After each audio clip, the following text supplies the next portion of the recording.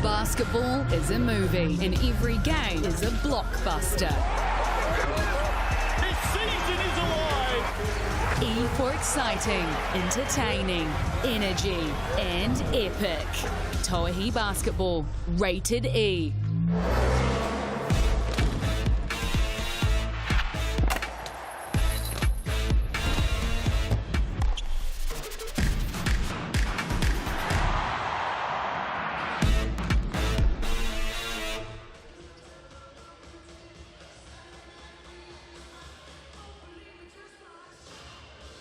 Edifano, hello and welcome. No mai haramai, great to have you with us. Sunday afternoon hoops in the GJ Gardner Homes Tauihi, not too far away, of course. First up, it is the Sky Broadband Rapid League. The BNZ Northern Kāhu at home for the first time this season, taking on the visiting, on the road, on the double in the opening round, the Southern Hoiho. I hope you're well, wherever you may be watching from right around the world. Justin Nelson with you, sitting right beside me. Great to see you, Casey Frank. Long time no see, Justin, but we are back at it, bringing basketball action all across Aotearoa and around the world. Thanks for tuning in today as we complete the round one action. Looking forward to this one. Sunday afternoon hoops, always a lot of fun. Here's the Sky Broadband Rapid League ladder at the moment. Early days, of course. The Fire with a win last night. They look very, very good. And the Hoiho, they took down the Queens on Friday night. Yeah, they came out and really found a little bit of offense, which is exactly what you like to do in the Rapid League, dropping 33 points in that game. Be interesting to see if they're able to keep up that kind of high offensive power to net against the Kāhu. And in the 33, that included a quarter where they didn't score, Casey, in that second quarter. Here's the starters for the Southern Hoiho. Simpson, Mitchell, D'Angelo, Gallagher and Alia Dunn. Look out for Chelsea D'Angelo. The Aussie settled in very, very nicely indeed on Friday night. Yeah, it's nice to see them coming together quickly. They looked pretty well together for a short campaign in terms of preparation out of that first game. And they'll have, I think, a leg up against the Kāhu in that department today. Tyler Mitchell, definitely a player to watch. She's playing really well. Looks extremely fit. She's always had that jump shot, but it looks like she's rededicated herself to the game this year to come out and play her best. Well, let's have a look at the BNZ Kāhu, how they line up for this Rapid League game. Young Lily Rituno, the 20-year-old Australian. Speaking of Australians, an experienced Australian, Steph Bairstow's out there. And speaking of experience, Chevy Pumlast. Great to see Chevy back in New Zealand, getting to play at the professional level, at this level for the first time. She's had an excellent career in the WNBL for years. And, of course, Mary Golding. What a story. What a story. Back on the court today, a long time coming. I think everyone everywhere has been happy to see that. Chemist Warehouse head-to-head for this one. Really looking forward to Leanne Walker going up against Nat Visga. Yeah, it's going to be interesting to see how that one goes, Leanne Walker. The coaching styles, it's always interesting to see how much of themselves are able to get into this Rapid League format. Crystal Ledger Walker actually not starting, but I expect her to play a big part in this when she does step on. Well, she's always ready to go, especially defensively. And her first action since giving birth, not too many months ago, so it's going to be interesting to see how her body turns out for its first real game since that time. Coin officials just about ready for this one as well. Tauihi coming up a little bit later on this afternoon as we prepare to get underway. Sky Broadband Rapid League, our first look at the BNZ Northern Kāhu. New ownership group, of course. That was announced last week, an all-female ownership group. Great news there. Women in power all over this organization. And the ownership group and administration, coaching, of course. And now we get to see the product on the court for the first time. I like the new threads, though, that orange. I like it. Yeah, New Balance threads looking great, aren't they? Done inside, did well to find Mitchell. Back out to D'Angelo. Nice little jab step. Couldn't complete the task, though. Loose ball. Oh, Millie Simpson had it and lost it. Well, a couple of hands get through that basketball there. Kāhu with possession. Where are they going to look to attack? Here's Goulding. As we said, great to see her back out there. Bairstow from range. Can't complete it. Gallagher up with it. Love the effort from Matuna. Getting right in there. Almost got the rebound, and then a little harassment. Gallagher as she dribbled the ball up the court. A little too much, actually, because that's how she gets the whistle. Every chance we're going to see some real aggression from Aussie Steph Bairstow, because she is one of 7 children. What? Wait a minute. Well, she's good for fighting for rebounds then. Would have been nothing but rebounds at the dinner table. Well, excellent defense. Mary Golding getting right inside that passing lane, extending that defense all the way up to half court.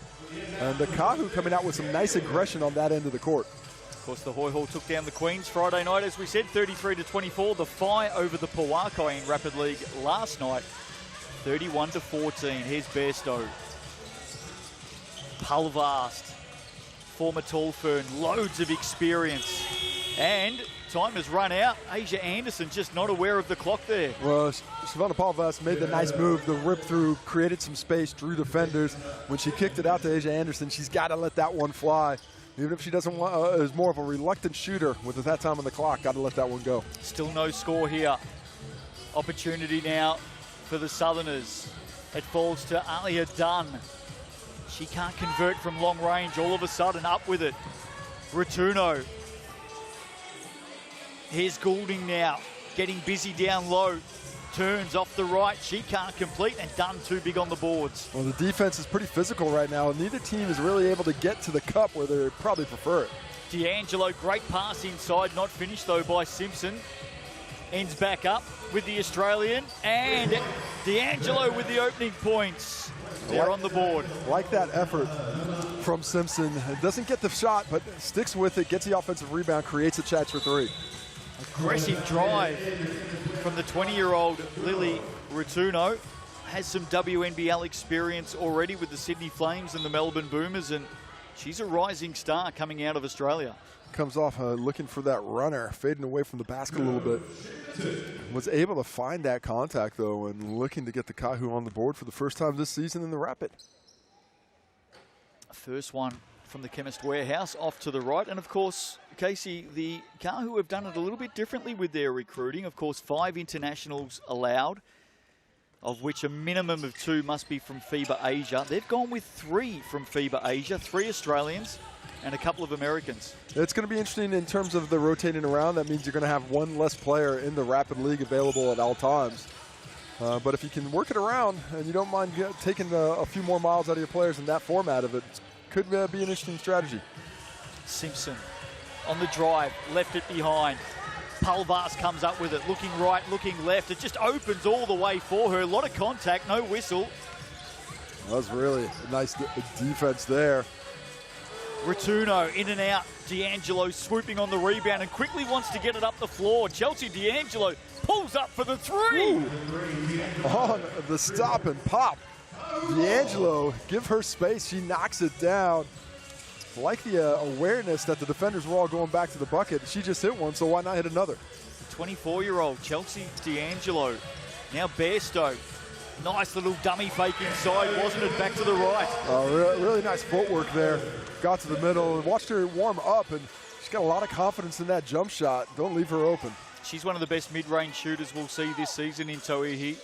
Steph Bairstow. About to celebrate her 30th birthday next week. Deep 2 hits the side of the backboard. And look at the Kāhu with some intent now. Ledger Walker onto the floor. And the pass, delightful to Lily Ratuno. Kāhu looking much more comfortable in transition, getting out and run where they can feed off each other's strengths as players. Crystal Ledger Walker with a nice assist there. Going to see a lot of that this season, aren't we? From KLW. Gallagher, hard pass. And a turnover there off the hand of Simpson. Defensive pressure picking up a little bit for the Kāhu. They did a nice job early in the first quarter of really extending that defense. That's gone away the last few possessions when the Hoiho found a little bit of rhythm offensively behind the D'Angelo triples. But that time you saw they're in the passing lanes, really putting pressure on the ball handler leads to another turnover. New to the Sky Broadband Rapid League, 4 quarters of 4 minutes. And it's all about the players who are coming off the bench later today in Tauihi. Look at Crystal Ledger Walker on the late shot and draws the foul. Oh, foul called. I thought that was a player timeout myself after seeing it, but Crystal Ledger Walker knew what was happening. And yeah, I think we've got 2 things here. Yeah, I think the Hoiho didn't hear that whistle, so they thought they might have got the player timeout, but it is KLW to the line. And the iron unkind from the so-called charity stripe so far. Misses the first at the Chemist Warehouse. Crystal Ledger Walker mentioned once again that she did just have a baby. Was it April? About that. Not that long ago. Opportunity there for the BNZ timeout, not taken by the Hoiho. And that shot after the buzzer. Actually saw them a couple of times on Friday night, Casey, not understanding when to use the BNZ player timeout, and an opportunity goes begging there. Quarter time though, Hoiho do lead it, low scoring. These two teams settling in for the afternoon here at Eventfinda on the North Shore of Tamaki Makaurau. 6-4 the lead to the Southerners. Well, only two players scoring for the Kāhu, Ratuno and Bairstow, the Australian imports, 2 points apiece, each shooting 50% from the field. For the Hoiho, only one player saw the scoreboard, Chelsea D'Angelo. 2 shots, 2 makes, 6 points. The rest of the squad 0 for 4.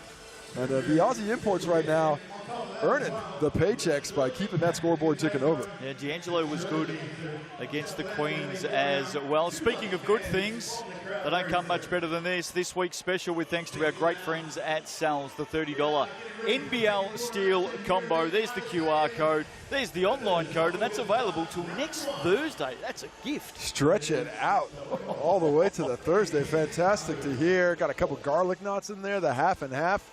That is a steal indeed, and if you feel like stealing, why don't you get that fiber starter deal? Because with a price like that, it might as well be the 5-finger discount. Oh, that is thieving at its best there, Casey. $27.50 for the first 3 months. Check out the T's and C's, and that's available until the end of October with thanks to Sky Broadband. So 1 quarter down.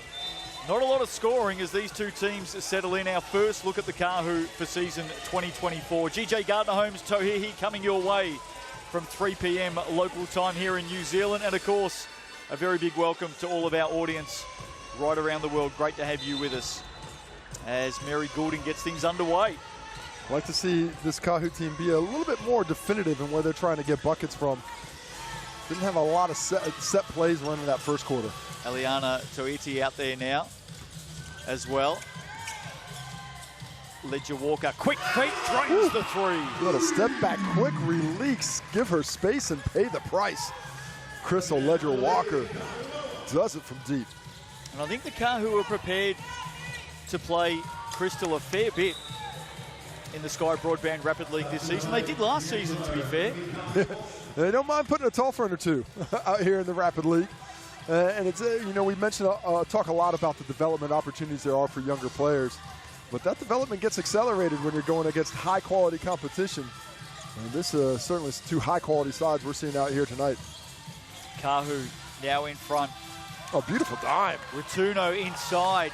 Tauihi can't get the finish, but I love the vision of Ratuno to create the opportunity. Nice, wasn't it? Abby Harris out there now, as well as Elise Gilbert, who spins back on her right and draws contact. Elise Gilbert, the youngster, just 18 years of age, is off to the Chemist Warehouse. 18 and aggressive, and they need some of that aggressiveness. The Hoiho have not really been able to penetrate this defense at all. Not a lot of activity on the rim. They've been settling for jump shots, and that has led to a 33% field goal percentage right now. And you see Gilbert that time put her head down with the spin move straight to the cup. Doesn't get the finish, but gets the opportunity from the Chemist Warehouse straight. And puts the first one down. You mentioned Crystal Ledger Walker's young 6-month-old daughter. Did notice, was it during the week or last week? Uncle Casey was having a nurse. I'm pretty good at getting the kids to sleep now. I've had a few years of practice, and thankfully, because of the size of my own children, it's like a vacation anytime I get to pick up somebody else's. These little feather babies, I don't know how you get those babies to be that light. Best part is you get to give them back as well, unlike your own children. Yeah, well, I've been trying. So 7 apiece. Early in the Fade second. away. Oh, nice work, Steph Bairstow. How about that? Look at that skill on display, and look at the defense hustling back to knock that one out of bounds, take away the fast break opportunity. Love every aspect of that play. She knows exactly where she can score from, goes to that nice fadeaway off balance, but not off balance for her, and then the hustle to get back in defensive transition to take away what would have been a pretty easy 2-point bucket had the pass gotten through. Both teams at full strength for this afternoon's Tauihi game as well. Hoiho on the double, of course, went down to the Queens in Tauihi on Friday night. There's Mitchell underneath, battling hard, gets it back, and now has some assistance. Dunn Tough pass inside, picked off by Palvast. She was reading that like a center fielder, uniting the break. Where did the Kāhu go now? Ledger Walker just feeling some aggression. Everything opens up for her, steps back off the one leg. The exploratory dribble, I like it. Never gave up the dribble and enabled her to get that look off when the defense forgot about her and faded away. Here's Harris. Good signs for the future. Dunn a long way from home, not her territory. Simpson now. Got to get a shot up, just 2 seconds left in the passing lane again. Anderson. And she's got a runner, Asia Anderson, in Steph Bairstow. Great basket for the Kāhu. Excellent run there by Bairstow. Gets involved in the play. Doesn't leave Anderson all by herself. Got to have your mates running with you when on the fast break. All of a sudden, they're out by 4. Simpson, tough pass to Mitchell. Fires away from 3, and that's what Tyler Mitchell can do, Case. Exactly that. She's got a flame. And she let that one hit. That time, unfortunately, Palvast just drops a hand. Speaking of, Bairstow really starting to feel it now. Anderson hustling back there defensively, causing havoc in the Hoiho backcourt. Mitchell, 2 from 2. That one well short. I like that rebound, a chance to initiate the break. Crystal Ledger Walker gets hacked there. Gilbert, looks like she was purposefully fouling that one to slow things down. Caught a little bit out of position. I think fortunate, would have been a nice opportunity for the Kāhu had that whistle not blown. Inside the last minute of this opening half, Sky Broadband Rapid League this afternoon. Both teams still have their BNZ player timeout as well. Keep an eye out for that. Tactics and strategy will definitely come into it. Just a point in it. Palvast back to the basket, turns it, faces. Look at that. Couple of bits of contact that one. We don't see a complaint from Palvast, but love the ball fake to create the space. And straight back defensively, Palvast has forced that turnover as well. Just gets herself involved, sticking that hand in the cookie jar, trying to make herself a bother, and it works to a treat, forcing the turnover. Ratuno, Tauihi, Bairstow, all through hands here, the Kāhu. They continue to move it, ends up with the point guard. Ratuno under pressure. Inside ball is good, finishes great, and one Chemist Warehouse stripe coming up for Chevy Palvast. Fantastic execution, really got a nice look out of the high-low there. Eliana Tauihi up at the high post, catches it, instantly knows she's going low to Shavana Palvast there, who seals nicely. Takes another look. See, that seal's already in position. Tauihi knows exactly where she's going with it. Gets the hoop, gets the harm, but does not finish the three-point play. But a turnover from Ratuno there. Player timeout called. Heads-up play there. There you go. So, is it the BNZ player timeout or a foul here? Just watching the officials. No, it is. BNZ player timeout called. It's a heads-up play. You were right onto it, Casey.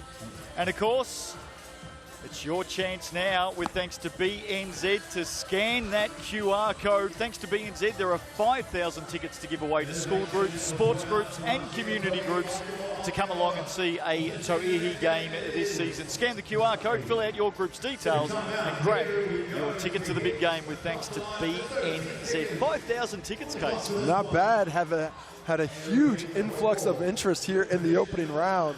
So if you want to get those tickets, make sure you use that QR code and register your interest. Going to be plenty of opportunities. That'll keep coming up throughout the afternoon. Every time we see a BNZ player timeout, seconds counting down for the Hoiho. Can they make something happen here? Can they turn it into gold? They've got 3. They've got 2. That's going to be close. Look at that. What a way. Big shot right on the buzzer, Case. Tyler Mitchell. Well, not the prettiest offense I've ever seen, but when the chips are down, throw it to Tyler Mitchell. TM, trademark that shot, because that was a high arcer that hits nothing but the bottom of the net. The prayer is answered. And ties it up at the half. A couple of threes in the second quarter for Tyler Mitchell. She loves a shot from downtown, and even better, she knew the clock, she knew the situation. Yeah, well, I mean, excellent defense again from the Kāhu, really getting in there and disrupting things, but that's why you got to have that jump shooter on your team. They just got to be open for half a click, and they can get that one knocked down. Here we are at halftime now, all tied up at 13. Wasn't expecting that with the way that the Kāhu lifted their intensity in that second quarter. Chemist Warehouse stats to the half. What are they telling us? Well, the shooting isn't too bad. Both teams shooting over 40% right now. The Hoiho, though, interestingly enough, have not hit a two-point shot. Nothing but triples. 4 triples and a free throw. They are 4 for 6 from behind the arc here in the Rapid League game, and that's after not shooting very well earlier in the week.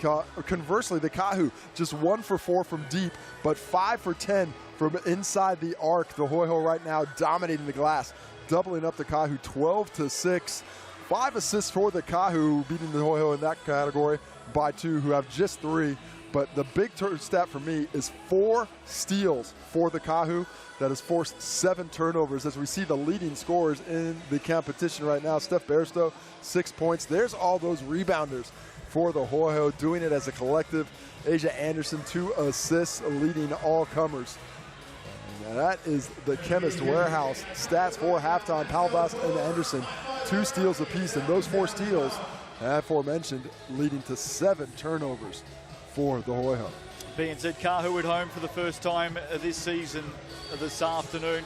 Been an interesting few days in Aotearoa, New Zealand, by the way. Floods down in Dunedin. The Hoiho heading back home tomorrow morning. We certainly hope everybody down in Dunedin and through Otago is keeping warm and safe and dry as those waters start to recede a little bit. And then woke up to the news this morning of a 5.7 rattler in Wellington. Bit of an earthquake. You got out just in time, didn't you, Justin? Man. That is not the alarm clock anybody wants. I know over the years I got awakened by 1 or 2 shakes in my time in Wellington. But never the nice early morning one. This time I guess you did have the chance at least to watch some rugby. Well, I hope everybody down in Wellington is A-OK. Rugby on this morning, was it? There was a little bit of rugby happening in the morning. I didn't turn that one on. I was not awakened by the shake. Bit of basketball happening here this afternoon. 13 apiece at halftime. Sky Broadband Rapid League. Third quarter underway. 4x4 minute quarters if you're new to this format. The bench players from Tauihi this afternoon in action as D'Angelo gets the opening hook. Yeah, I'd like to see her stay aggressive. She's probably the most aggressive player with the ball in hand the Hoiho have. Bairstow. Ratuno back to Bairstow inside. Good ball movement underneath. Oh, Goulding's got a late whistle here. I like that ball movement. You mentioned the rotations of that basketball going around, and a nice penetrating pass to Goulding, who had spotted up in that short corner, unable to get the finish, but gets the benefit of the doubt. Might have been one of those fouls that you're going to let go if you get the make, but if it goes miss, I guess I do have to call it.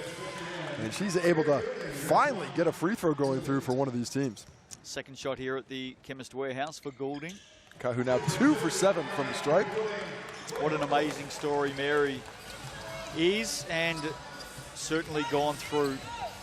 Just fantastic to see her back on court playing basketball. I mean, it was just over a year ago. It has not been that long since she had that accident. She's worked so hard to get back on court. Fantastic story, fantastic to see. Really happy for her and her family. Shot clock down to 3. D'Angelo trying to step through and does on Palvas and gets after it. Get that tip. Nearly for D'Angelo. Lots of contact there on Gallagher. How about the follow-up from Chelsea D'Angelo? As the shooter, you have the best idea of where that ball's going. Is it going in? Is it going left, going right? The second she let that one go, she understood that I've got a chance to tip this one. Love the athleticism she put on display trying to get that tip in, but it's Sammy Gallagher with the stick-to-itiveness on the offensive glass. That second offensive rebound opportunity of possession keeps the Hoiho even with a couple of shots from the Chemist Warehouse stripe, and it's those rebounds. That's what's keeping the Hoiho in the game. 14 of them now. All tied up once again. Goulding on the drive. Nowhere to go on Gilbert. Sends it back out for Palvas. Look at Goulding get after it. All tied up underneath. And possession will go the way of the Kāhu. Speaking of Chelsea D'Angelo, 24-year-old out of country Victoria, about 2 hours to the east of Melbourne. Little country town called Traralgon. Not so little these days, by the way, but does have some WNBL experience with the Melbourne Boomers and Southside Flyers. And European experience over in Italy as well, so she comes well prepared. Yeah, that's a very nice pedigree, and certainly a bonus for the Hoiho to have her here on the roster for the Rapid League. Great defense, Hoiho, everybody amongst that, but again, a late whistle on a foul here. Well, that looked pretty clean to me from D'Angelo, where our angle had. Looked like the ball was swiped away. Might have been some contact with the lower body, but either way, Mary Golden is not going to complain. She is back to the stripe, where she just hit the first two of the night for the Kāhu. So she's going to try her luck once again at the Chemist Warehouse. Not that we ever like to look too far ahead, Case. First one down for Goulding. We saw the Phi in action last night. They looked really, really good. Some injury concerns. We'll talk more about that shortly. Second for Goulding is good. Kāhu and the Phi next Friday night. That's going to be a very interesting offensive firepower matchup. The Phi, you could see the quality with which they can score the basketball. And it's very interesting to see the Kāhu when they're full hit out earlier or later today. Oh, big hit contact there from Tauihi to Gilbert, hustling after the basketball. But that is going to possibly close to, I mean, they're certainly on the list of the two most high-octane offenses we're going to see this season. Queens, I would put in that category as well. Well, guess who the Kāhu have got next Sunday afternoon? Who's that? Tell me, Justin. Big week coming up for the BNZ Northern Kāhu. They play the Phi on Friday night. They play the Queens on Sunday. Great defense from the Kāhu, really making every easy play hard. D'Angelo, bang on target, left it short though. She's been a star of this one so far today. Excellent hustle from the Tuna again. Really doing the little things to keep her team in competition and looking to win that game. Here is Ratuno. Long shot from the wing. Anderson can't complete, and she's committed the foul. Gilbert's taken a couple of hard knocks the last couple of times she's touched the basketball. She's got a smile on her face, but certainly a little bit the worse for wear on those last two loose balls. Looking ahead to Tauihi this afternoon, GJ Gardner Holmes replay here. You'll see the foul right there. Oh, couple. He gets it here, gets it there. But off to the stripe with a smile on the face. Tauihi this afternoon, Casey. Of course, we saw the Hoiho on Friday night. Our first look at the Kāhu here today. How does it help coming in, having played some basketball? Or how does it not help coming up against a team who has already played some basketball? You always want to play. I guess sometimes if you haven't played a lot together, that first game can go well. And then it sort of tails off as you start to get used to each other. That first one can be the best one. So the preference is always to spend more time on the court with your teammates, though, because it takes a while to get that rhythm, get that understanding, get that intuitiveness, and everybody on the same page. So certainly an advantage for the Hoiho today. D'Angelo, too much class there, and the Hoiho back out in front by two late in the third. Gets to her spot, lets it fly. Probably hasn't been aggressive enough with the jump shot for my liking, especially the way she's carrying things here in the second half. Looking good, isn't she, Chelsea D'Angelo? Hoiho looking for their second win of the Rapid League season.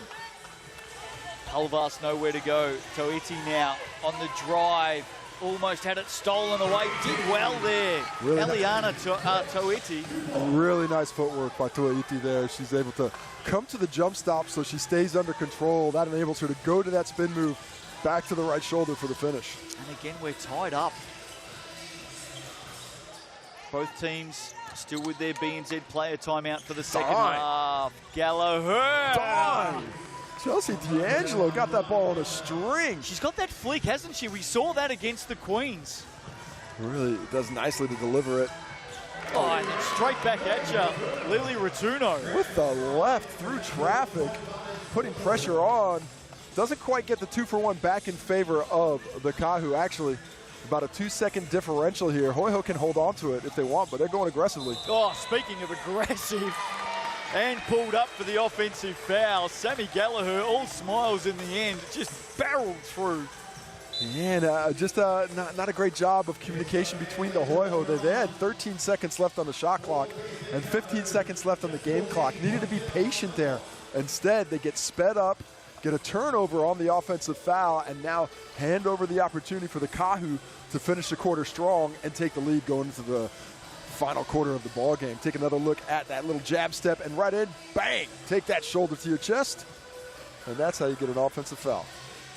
Mary Goulding standing tall in the path. And now with the seconds burning down in this third quarter, Ledger Walker, we're at 7. Calls out Bairstow, gets to work. Oh, the look-away pass inside. She just had a glimpse there at Bairstow on the wing and then fed it down low to Tauihi, and they're going to get a final chance here. Smart play from Ledger Walker. Just 0.5 on the clock, though. This has got to be a tip. It cannot be it can be a catch and shoot, but it has to be a quick one. Here we go. Ball to come inside, and no, not going to happen. So three-quarter time this afternoon here in Tamaki Makaurau. Great to have you with us on the North Shore of Auckland. Sky Broadband rapidly, just a point in it. GJ Gardner Homes, Tauihi, not too far away. Hope you can join us for that one. Our first look at the 2023 champs here today, the BNZ Northern Kāhu. And how about their story during the week? New ownership group, all-female ownership group, all-female coaching crew, all-female staff. They are taking it to it's next level. Well, they do have one male intern. I do know that. So, but he's an intern. Actually. He's an intern. So maybe, but it's nice. It's nice for the Kāhu to bring a little diversity into the game and bring some other people in. But it is a fantastic story. They really do have a vision for this club in this city. They've got a lot of support from the basketball community. Certainly, the professional basketball players in Auckland have loved coming to be a part of this franchise, and they're looking for another title. You keep on winning, you're going to be able to go a long ways. While our viewers have a look at the Sky Broadband Fibre starter, let's take a look at the Chemist Warehouse stats. What are they telling us to three-quarter time, Case? Well, let's look at the leaders right now. Chelsea D'Angelo, 8 points for the Hoiho, leading the way, backed up by Tyler Mitchell, who had those 2 triples in the first half. 6 for Bairstow, 4 for Goulding and Rotuno behind her. On the rebounds, Alia Dunn, 5 of those part of the 15 rebounds that the Hoiho have. Crystal Ledger Walker with 3, and 2 players with 2 assists apiece, Asia Anderson and Millie Simpson, leading that category for their respective teams. Some big injury news out of last night's Tauihi game between the Phi and the Pauakai. Unfortunately, for Australian point guard for the Phi, only lasted a couple of minutes, but we can confirm that Morgan Yeager has a broken left wrist. Yeah, it did not look good when she went down, and unfortunately news matches that. And wrist, not the easiest thing to come back from. Certainly can't use that bone or that hand at all until that heals up, and then a little bit of rehab behind it. So probably a longer road back than the Phi would like to see. Thoughts are with Morgan, 4 to 6 weeks in a cast. Very Golden. There's Very Golden. That is the one that we like to see. She gets right in there, rips that ball away. Really good awareness from the weak side that she has to come in defensively, force that turnover. Kāhu, another chance to take the lead. It'll be fascinating to see if experience tells out down the stretch here. Bairstow for 3. Average age of this Kāhu Rapid League team is 27. Jeez. Average age of the Hoiho team is 23.4. Well, they have just they are missing. The one thing the Kāhu are missing today are some of their young guns. Of course, schoolboy, schoolgirl nationals are finishing up today. Bailey Flavel went all Bailey right. Flavel, she's not too bad. All tournament once again. Cody Cepho-Williams, all tournament as well from Westlake. So 2 of the Kāhu players still yet to join this squad this season. Mitchell with the floater. Tanika Ledger Walker also missing today with concussion. So they do have some youngsters out, the Kāhu. Well, that certainly does push up that average age. So do expect to see a little bit more of the young players for the Kāhu as the season goes along. Goulding on the drive, leaves it short. Simpson with the rebound. Hoiho still hold this 1-point lead. Tauihi has shown some really nice defensive instincts today. I like that stopping the break opportunity. Pushed back out by Harris. Mitchell inside. Gilbert just knocked down the arm. Hoiho, I like their offense better when they get a little bit more movement, when they're kinetic, when they're dynamic, they're moving around, and they get those cutters through. That's what's creating those opportunities for those finishes.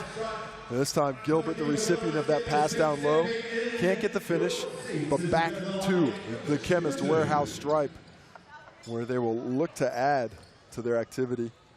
They are much better from the free throw line than they are the field right now, are the Hoiho. That is 6 for 7 now from from the Chemist Warehouse stripe. Venture a guess at their 2-point percentages there, Justin. I'm guessing it's pretty low. 1 for 9. Wow. From inside the arc. 5 for 8 from outside of it. Doing it all from long range and from the Chemist Warehouse, and they get it back here. Another rebound. The offensive rebounds are really the story here for the Hoiho, those extra possessions. Done. The pass inside to Mitchell is good. We've got a bonus shot from the Chemist Warehouse coming up. You can see Alia Dunn when she gets that ball in the post looking to be a facilitator. Every catch she has, she's not turning and facing the basket trying to score. She wants cutters coming off so she can help them create those opportunities. And this time, it's Tyler Mitchell. Heads up play, nice cut. Takes the contact on the catch and is able to get that up and in. And this is going to be the 3rd time she's touched the ball or made a shot and got a 3-point play out of it. Well, she didn't make the shot, so maybe not. I thought she made it. I'm sure it went in. Yeah, there we go. She's sure it went in as well. The refs have it now. She understands. I thought maybe I was caught in a time warp. Deja vu. Did somebody switch the matrix? I don't know what's happening. The court officials are actually having a chat about it, but it was definitely a made shot. Well, that's 2 points for honesty, but you don't want to be honest in the game. Stay there, get another bucket. Get all the points. The 3-point play stretches this to a 5-point Hoiho lead, looking to go 2-0 in the Rapid. And she's playing really well this afternoon is Tyler Mitchell. Good signs on the drive. Hey, Simpson, great rebound. Goes out of her cylinder to get that one up. And in possession. Looking good right now, the Southerners. Dunn from range, had a crack underneath. Simpson battles for it, kept it in. Millie Simpson, terrific work to the corner. Here's D'Angelo on the drive now. She finds a way through and gets it back. Rebounds, killing the Kāhu. Another offensive rebound. They are starting to add up. That is number 6 for the Hoiho. Mitchell short on the 3. Kāhu, all of a sudden, pressure is on with 90 seconds to play. They need a score here. Got to move faster. Only about 3.5 possessions left. Ledger Walker draws contact. Oh, she loves that shot. Just a really clever play by her, and she's got that one in her bag.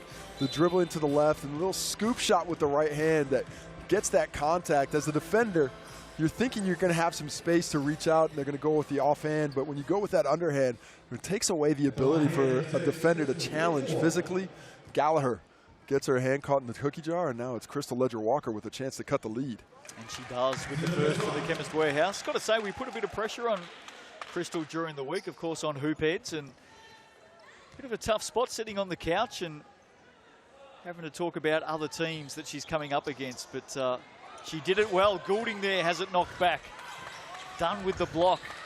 Kāhu come up with it. Bairstow had a look now, gets on the drive. Might have been an offensive foul. It is.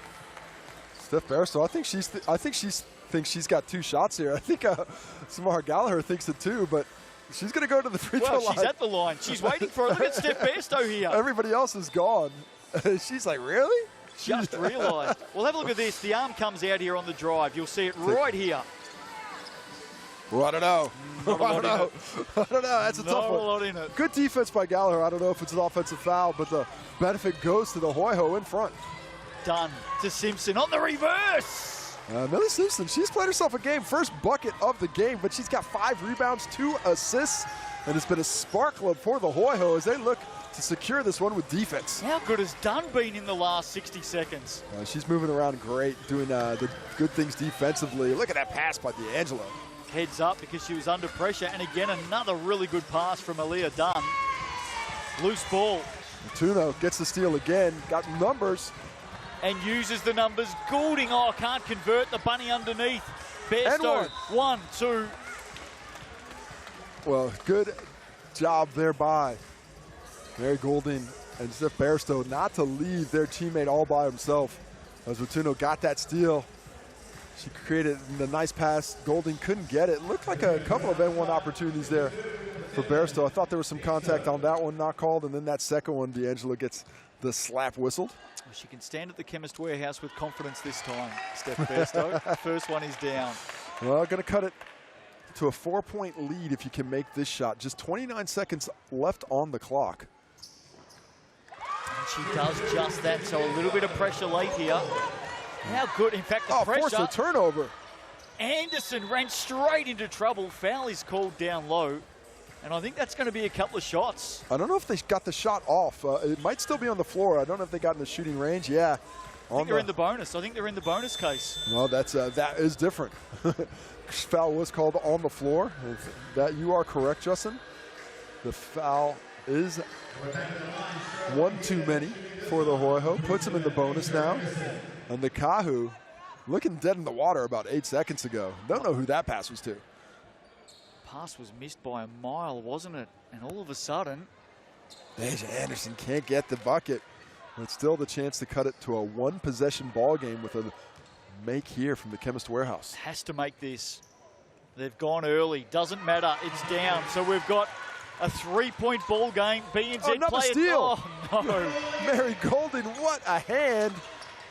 Could tie it up. Steph Bairstow for three. Oh, halfway down. Huge rebound underneath by Gallagher. Now it's looking like a game of free throws after the tuna.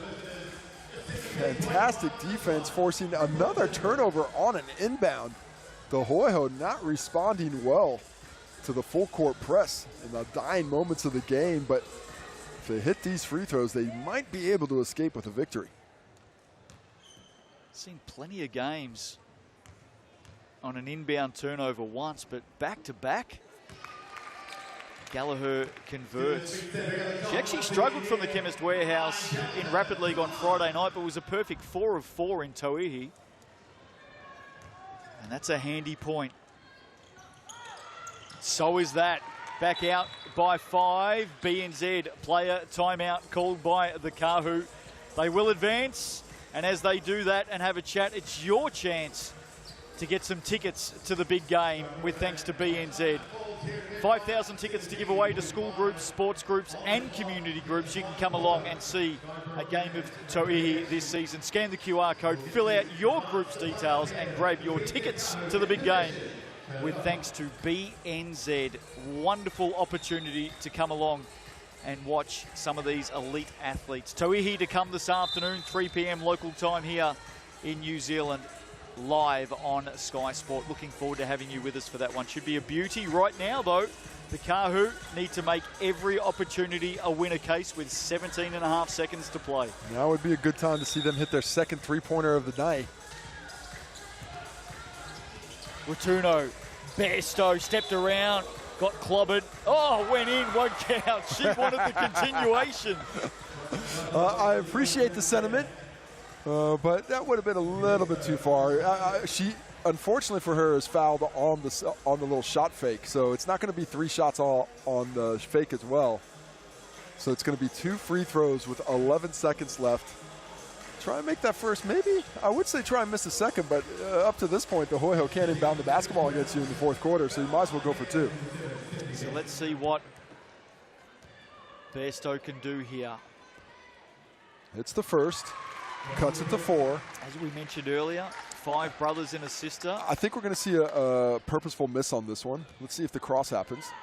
Sure, the family's watching on. Second one goes down. So we're at 3 with 10.8. BNZ player timeout. Now that is a very smart use of it by the Hoiho because, of course, they get to advance, Casey. They get to bring the ball up the court. But I tell you what, if I'm inbounding the basketball, I got more options on the baseline. When you get up to the half court there, we now remember, they cannot throw it into the backcourt now, so they're only going to be able to. I'd like to see Bairstow on the ball really pressuring, making that a difficult entry pass. And the Kāhu everywhere else really in those lanes, try and force this steal here. And basically, this is your last opportunity. Don't get a turnover. That may be just about all she wrote. You got some friends, some midweek basketball friends you can get your group together? I got a couple. I don't know if we count as a charity group, though. I don't know if I'm going to be able to pull that one out. You're always asking for charity when you're playing. Here we go. 10.8 to play. D'Angelo foul straight away by Lily Ratuno. That's the execution the Hoiho were looking for. Get into the hands of your best offensive player. A player that you can send to the Chemist Warehouse stripe with confidence in her ability to knock them down. For the 1 or 2 out there who do care about your Wednesday night team, how's it going? Well, we're on a break now. Unfortunately, we scared off most of the competition in the Prems. Started with 6 teams, 3 have forfeited, so we're looking for another team so we can have a run. Oh, Chelsea D'Angelo has played a blinder, hasn't she? They're out by 5. No BNZ player timeouts available now. Late opportunity, Kāhu. That doesn't go down, and that'll be all she wrote with 2.3 to play. And the Hoiho come up with it. They've been impressive. It's been a nice game for them. Offensively, did not look great in that first half, but found a lot more aggression and a lot more mobility here in the second half. Gee, they nearly turned it over again on the inbound. But there we go. Sky Broadband Rapid League game done and dusted for today. A 5-point win for the Hoiho. And in this version of the game, how about the start to the season for them? 2 games, 2 wins. 2-0, a very big difference from where this Rapid League team was a season ago, where they only picked up 1 victory across the entirety of the Rapid League season. Fantastic to see that lift in success for them early in the year. And they were able to do it on both ends of the court. As we take a look at the stats, 2 double-figure scorers, D'Angelo and Bairstow for their respective teams. How about Tyler Mitchell? 3 big buckets. She only made the 3 to get those 9 points. Well done by her as the Hoiho go to victory and score those 32 points in this ball game. In the rebounds, well, absolutely dominated that category. Did the Hoiho 24 in total. Dunn and Simpson 5 apiece. Mary Golden 5 for herself. A lot of one-on-one basketball in this one. Elliott Dunn and Millie Simpson also leading that category. The blocks. Dunn again. She's in everything for the Hoiho. Thought she played really well, Case. To a ET in there, and then you see the steals. All those steals, all that activity for the Kāhu does not equal a victory. So a win for the Hoiho in the Sky Broadband Rapid League. Coming up after the break, we have a look at some of the best bits, some of the action from Tauihi season 2023. And then we're back here for the season opener for the BNZ Northern Kāhu. GJ Gardner Homes, Tauihi coming your way this afternoon. The Kāhu and the Hoiho not too far away. We'll see you soon.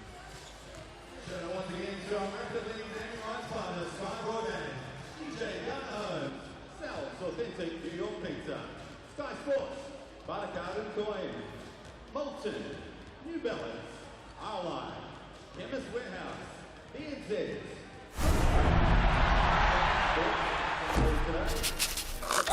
Your life.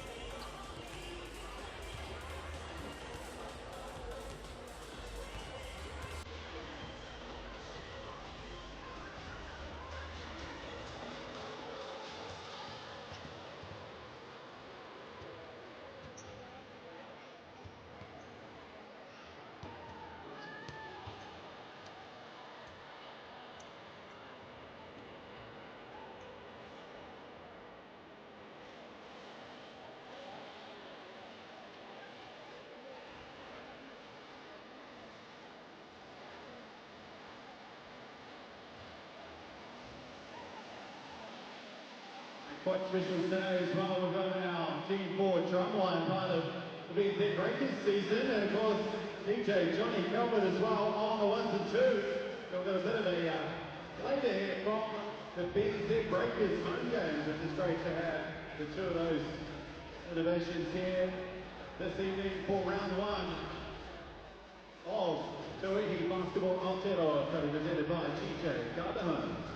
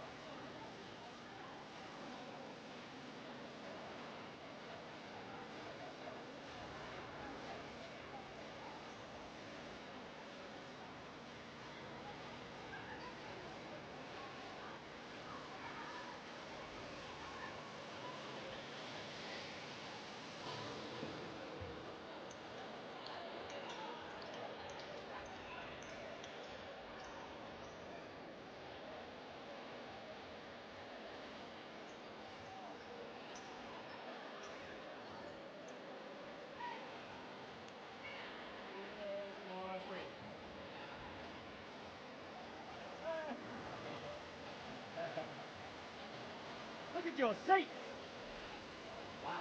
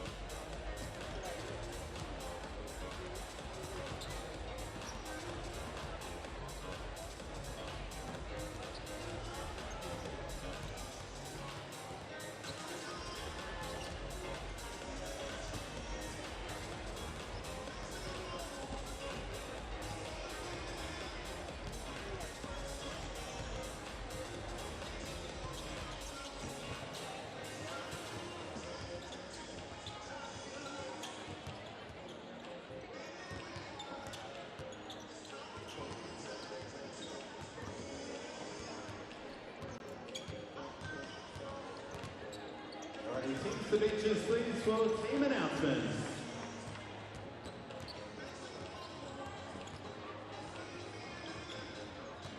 Very soon we're going to welcome out both our teams for tonight's fixture, round one of Tauihi Basketball Aotearoa. Saw them earlier. And after our visitors, we've got the D4 drummers here, the drum line. But first, it is time to welcome out the Southern Hoiho. And suiting up tonight for the visitors, please welcome number 6, Millie Simpson. Number 7, Tyler Mitchell. Number 8, Chelsea D'Angelo. Number 9, Samara Gallagher. And number 14, Abby Harris. Number 16, Alia Dunn. Number 28, Elise Gilbert. And the starters for the Southern Hoiho, starting 5. Number 3, Elise Hurst. And number 15, Samantha Bowman. 22, Paige Bradley. Number 23, Natalie Cho. And number 24, Zoe Richards. Ladies and gentlemen, visitors, the Southern Hoiho. All right, let's bring out our drum line. Let's make a bit of noise, Auckland. For the first time this season, please welcome the defending champs, the BBNZ Northern Kāhu. Suiting up tonight, let's have a look. Number 2, Hoiho, Lily Rotuko. Number 7, Stephanie Besto.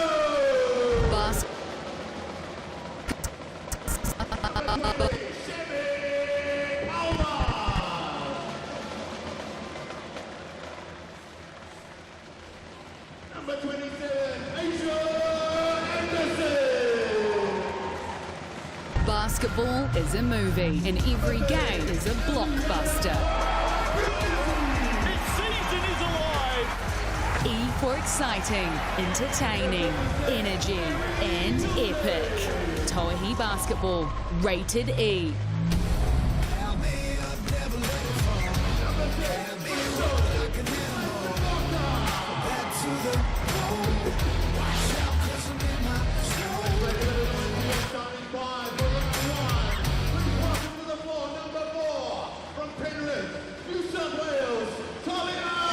Kia ora, Edifano, namai, hanamai, hello and welcome to a very loud Eventfinda Stadium on the north shore of Tauihi. Auckland, great to have you with us. GJ Gardner Homes, Tauihi opening round. The BBNZ Northern Kāhu at home to the Southern Hoiho. Hope you're well, wherever you may be watching right around the world. Welcome to Aotearoa, New Zealand. Justin Nelson and Casey Frank with you this afternoon. Case, great to see you. Man, how's the volume in here?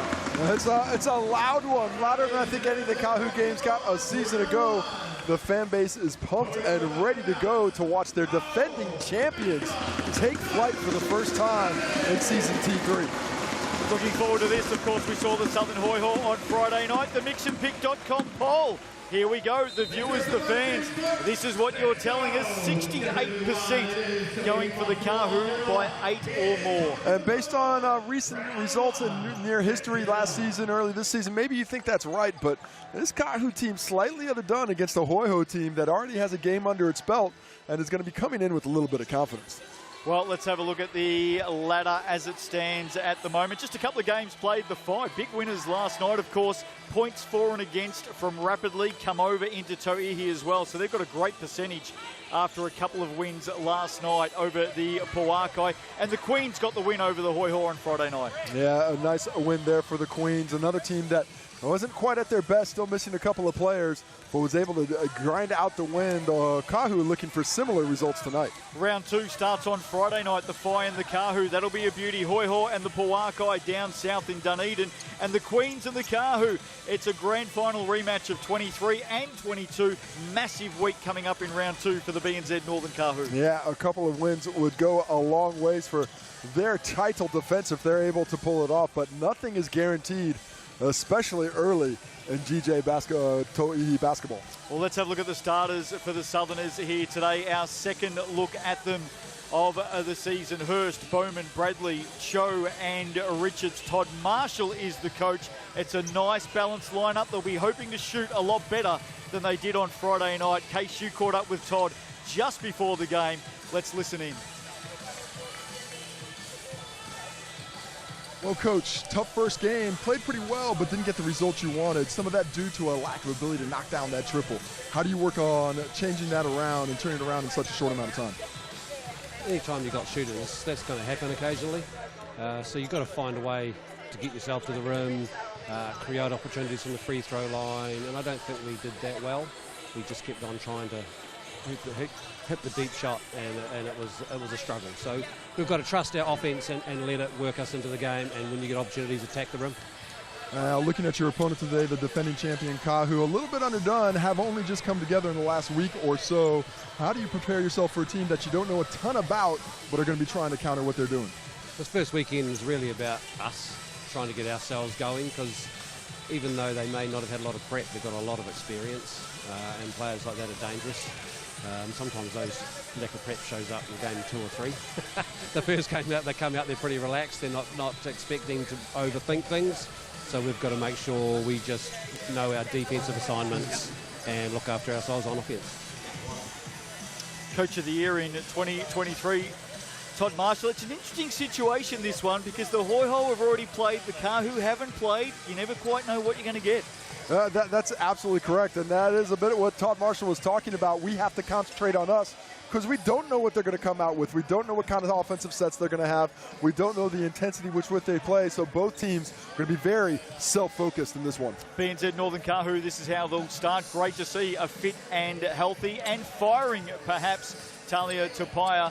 Megan Mullings, one of the American imports. Chloe Forster comes in from Australia. Penina Davidson, great to see her playing again this season in Tauihi. And how about Amari Thomas coming off that huge season in 2023? I don't know how, but I think Amari Thomas might be underrated coming back into the competition. The finals MVP, All-Star 5, all that seems to have been forgotten.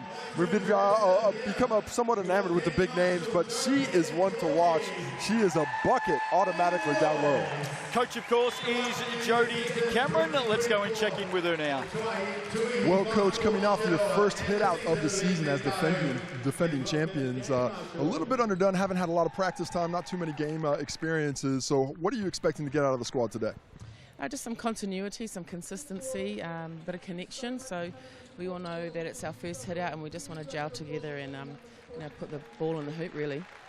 Looking at the opponent, the Hoiho already had that first game, played pretty well, but didn't shoot the ball particularly well. Are you going to be trying to push them towards that three-point shot to take them away from some of their strengths?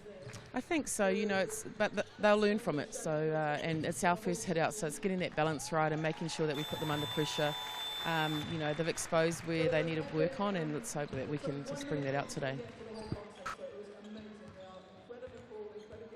Looking forward to seeing her and the Kāhu this season. Chemist Warehouse head-to-head. Let's have a look at it as both teams go through their final warm-up for this afternoon's game. And some interesting stats to look at when we look at the head-to-head. Massive season last year, of course, for the Kāhu, but the Hoiho were much improved, especially with Ashton Prechtel. Looking forward to Mullings going up against Bowman and Forster and Bradley. That's a good matchup as well. Yeah, I did mention Amari Thomas is an underrated player coming back, but Paige Bradley, the way she was dishing the basketball, now I think she's got similar level weapons, maybe not a big on the side, on the range of Ashton Prechtel a season ago, but maybe better scoring on the wing. So look for those assist numbers to stay up. Welcome back, as you mentioned, Amari Thomas. And Elise Hurst has one of the quickest release jumpers in the competition. If she gets that one going tonight, that could solve all of the Hoiho's problems from deep, which they encountered in that first game. All of the stats, of course, with thanks to our friends at Chemist Warehouse. Now, we didn't know if we would see Crystal Ledger-Walker this season, new mum, but you bet we're going to see her again. And here she is right now. Crystal, first game of the season as defending champions. You never know what the team's like till you get out there. How do you feel coming into this game? What are you looking for from your team? Yeah, I mean, we've been watching the games, we're waiting for this, but definitely looking to get our combinations going, get our chemistry flowing, and just get some of those cobwebs out of the way. Looking at the opposition, haven't seen a whole lot of them, but they do have one more game than you have. Looking at what they tried to do against the Phi, what are you looking, in the first hit out against the Queens, what are you guys looking to get going against them today? Yeah, I mean, we know some of these girls, they brought back a few of their players, a few of their imports from last year, so we're a little bit familiar with them, but the new ones, you know, we're still unsure about. We're going to have to figure that out as the game goes. But yeah, they had a good one against the Queens. We all were at home watching that, so excited to get going today. Week in this stadium? Just throwing in a helping hand. I remember what it was like to be a new parent, and it was not the most enjoyable time in the world. Always good to get a helping hand. There's the poll, the mixandpick.com poll. Scan that QR code. Some Sal's Pizzas up for grabs. 68% still going with the Kāhu to win by 8 or more. You can check out our interactive MVP poll during the last quarter as well. Our coin officials, Mikey Graham, Sasha Nicholson, and there's Ryan Jones on screen at the moment with one of the young fans here. Good crowd first up for the Kāhu as they go into battle against the Southern Hoiho. Bit of a side story to this one. Amari Thomas, of course, from the Kāhu. Natalie Cho, new import coming in for the Hoiho. They played together at UCLA a few years ago over in California, Los Angeles. Today, earlier on, the first time they've seen each other since. Well, that is the story of being a professional basketball player. It's the friends you make along the way.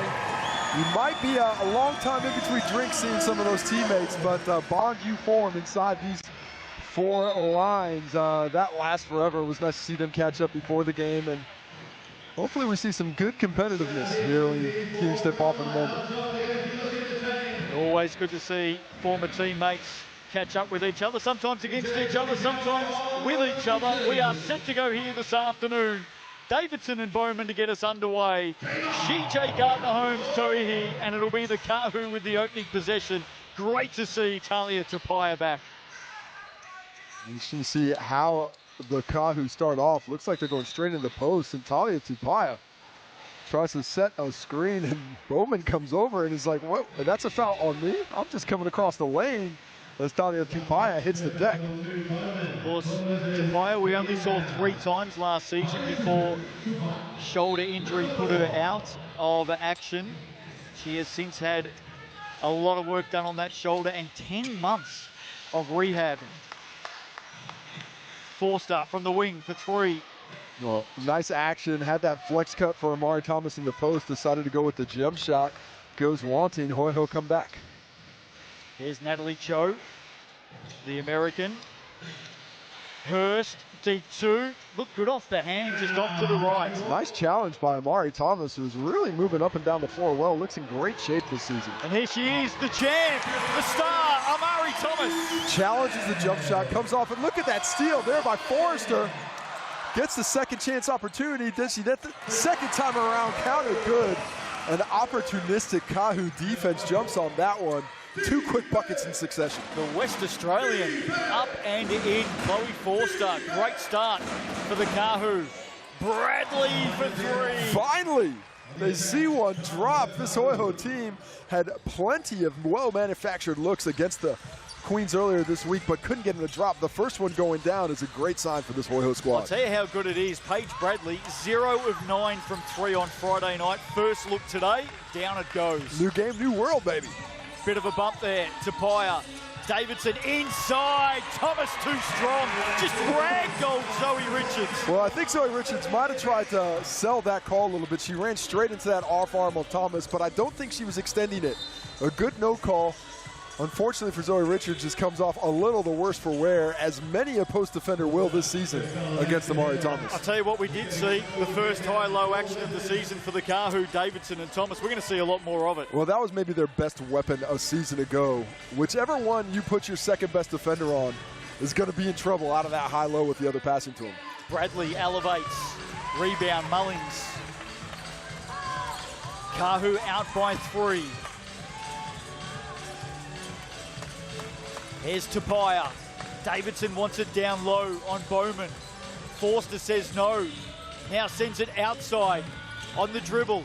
Davidson up, in, no, doesn't get the drop. Bowman rebound. Good decision by Penina Davidson. Short shot clock, had to get it up. Unable to get the finish, however. Here's Bradley again, All-Star 5 last season. Doubled. It leaves Sammy Bowman open from the top, and she drains the triple. Beautiful basketball there by Paige Bradley. Knowing she's going to get that second defender with her, just takes her deeper and deeper, has that easy kick out to Bowman, who takes advantage by drilling the triple to tie things up. Had 10 points and 8 rebounds against the Queens. Samantha Bowman got the job on Penina Davidson this afternoon. Tupaia just feeds it inside to Davidson, who's fouled by Richards. How about this Hoiho squad? 2 for 2 from deep in this one. And that was after going, let me check the stats right just to make sure they're correct. Oh gosh, 5 for 32 against the Queens a night ago. So a very different start to this one than they had in their initial hit out. Davidson puts the first down from the Chemist Warehouse. Hello to all of our viewers right around the world. GJ Gardner Homes, Tauihi here in Aotearoa, New Zealand, back for season 2024. Live on Sky, of course, ESPN3. Hello to everybody over in the United States and right around the world on FIBA YouTube and Sky Sport TikTok this afternoon. Great to have you with us. 8-6, a few minutes into the game. Now, off to a very fast start offensively. Not a lot of defensive fortitude just yet. This looks like one that's going to keep that scoreboard tipping over. Bradley on the dribble around Forster. Again, back out to Bowman. Cho will fire away from downtown. Oh, hello, Banks open on a Sunday afternoon. Well, she's a little apologetic, but I like the offense. Good defensive adjustment from the Kāhu. They took away that initial Bowman pass very quickly, but Cho ends up getting the opportunity from deep. Already shooting much better than they did against the Queens. There's Penina Davidson, all class inside. She's looking really fit right now. It looks like her body's in a good space as well in terms of healthiness. He had a couple of nagging injuries a season ago, but moving very freely here in the first game. Hurst, tight pass inside on the reverse. Nat Cho. 5 straight points for Nat Cho, showing off that skill inside and out. Paige Bradley, quick hands, picks the pocket, starts the break. Thieves it away from Forster. Now sends it down low, inside Bowman.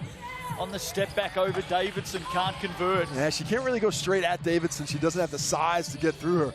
So she goes for the fadeaway and just can't find the net on that finish. Fun start to this game. Oh, the hezzy, Tupaia left it behind. Well, that's the easiest shot she'll get today and probably maybe one of the few she'll miss. Love the in and out, the little hezzy to create the opportunity. Good off the hand from Richards, a little bit too deep on the 3. Here's Paige Bradley though, sniffs a 3, loves a 3, can't finish it. Hit their first 3 triples of the ball game, missed 2 on that possession, but staying aggressive. I like the way Coach Todd has got this team ready to shoot the basketball despite a poor night the other evening. Be careful of Amari Thomas. She can hit a triple. Mullings inside. Oh, Hurst. What a steal. Really good hands. Elise Hurst, and Paige Bradley is up and running now. Has Hurst on the trail. Goes inside to Bowman. Outside to Cho for 3. Big play.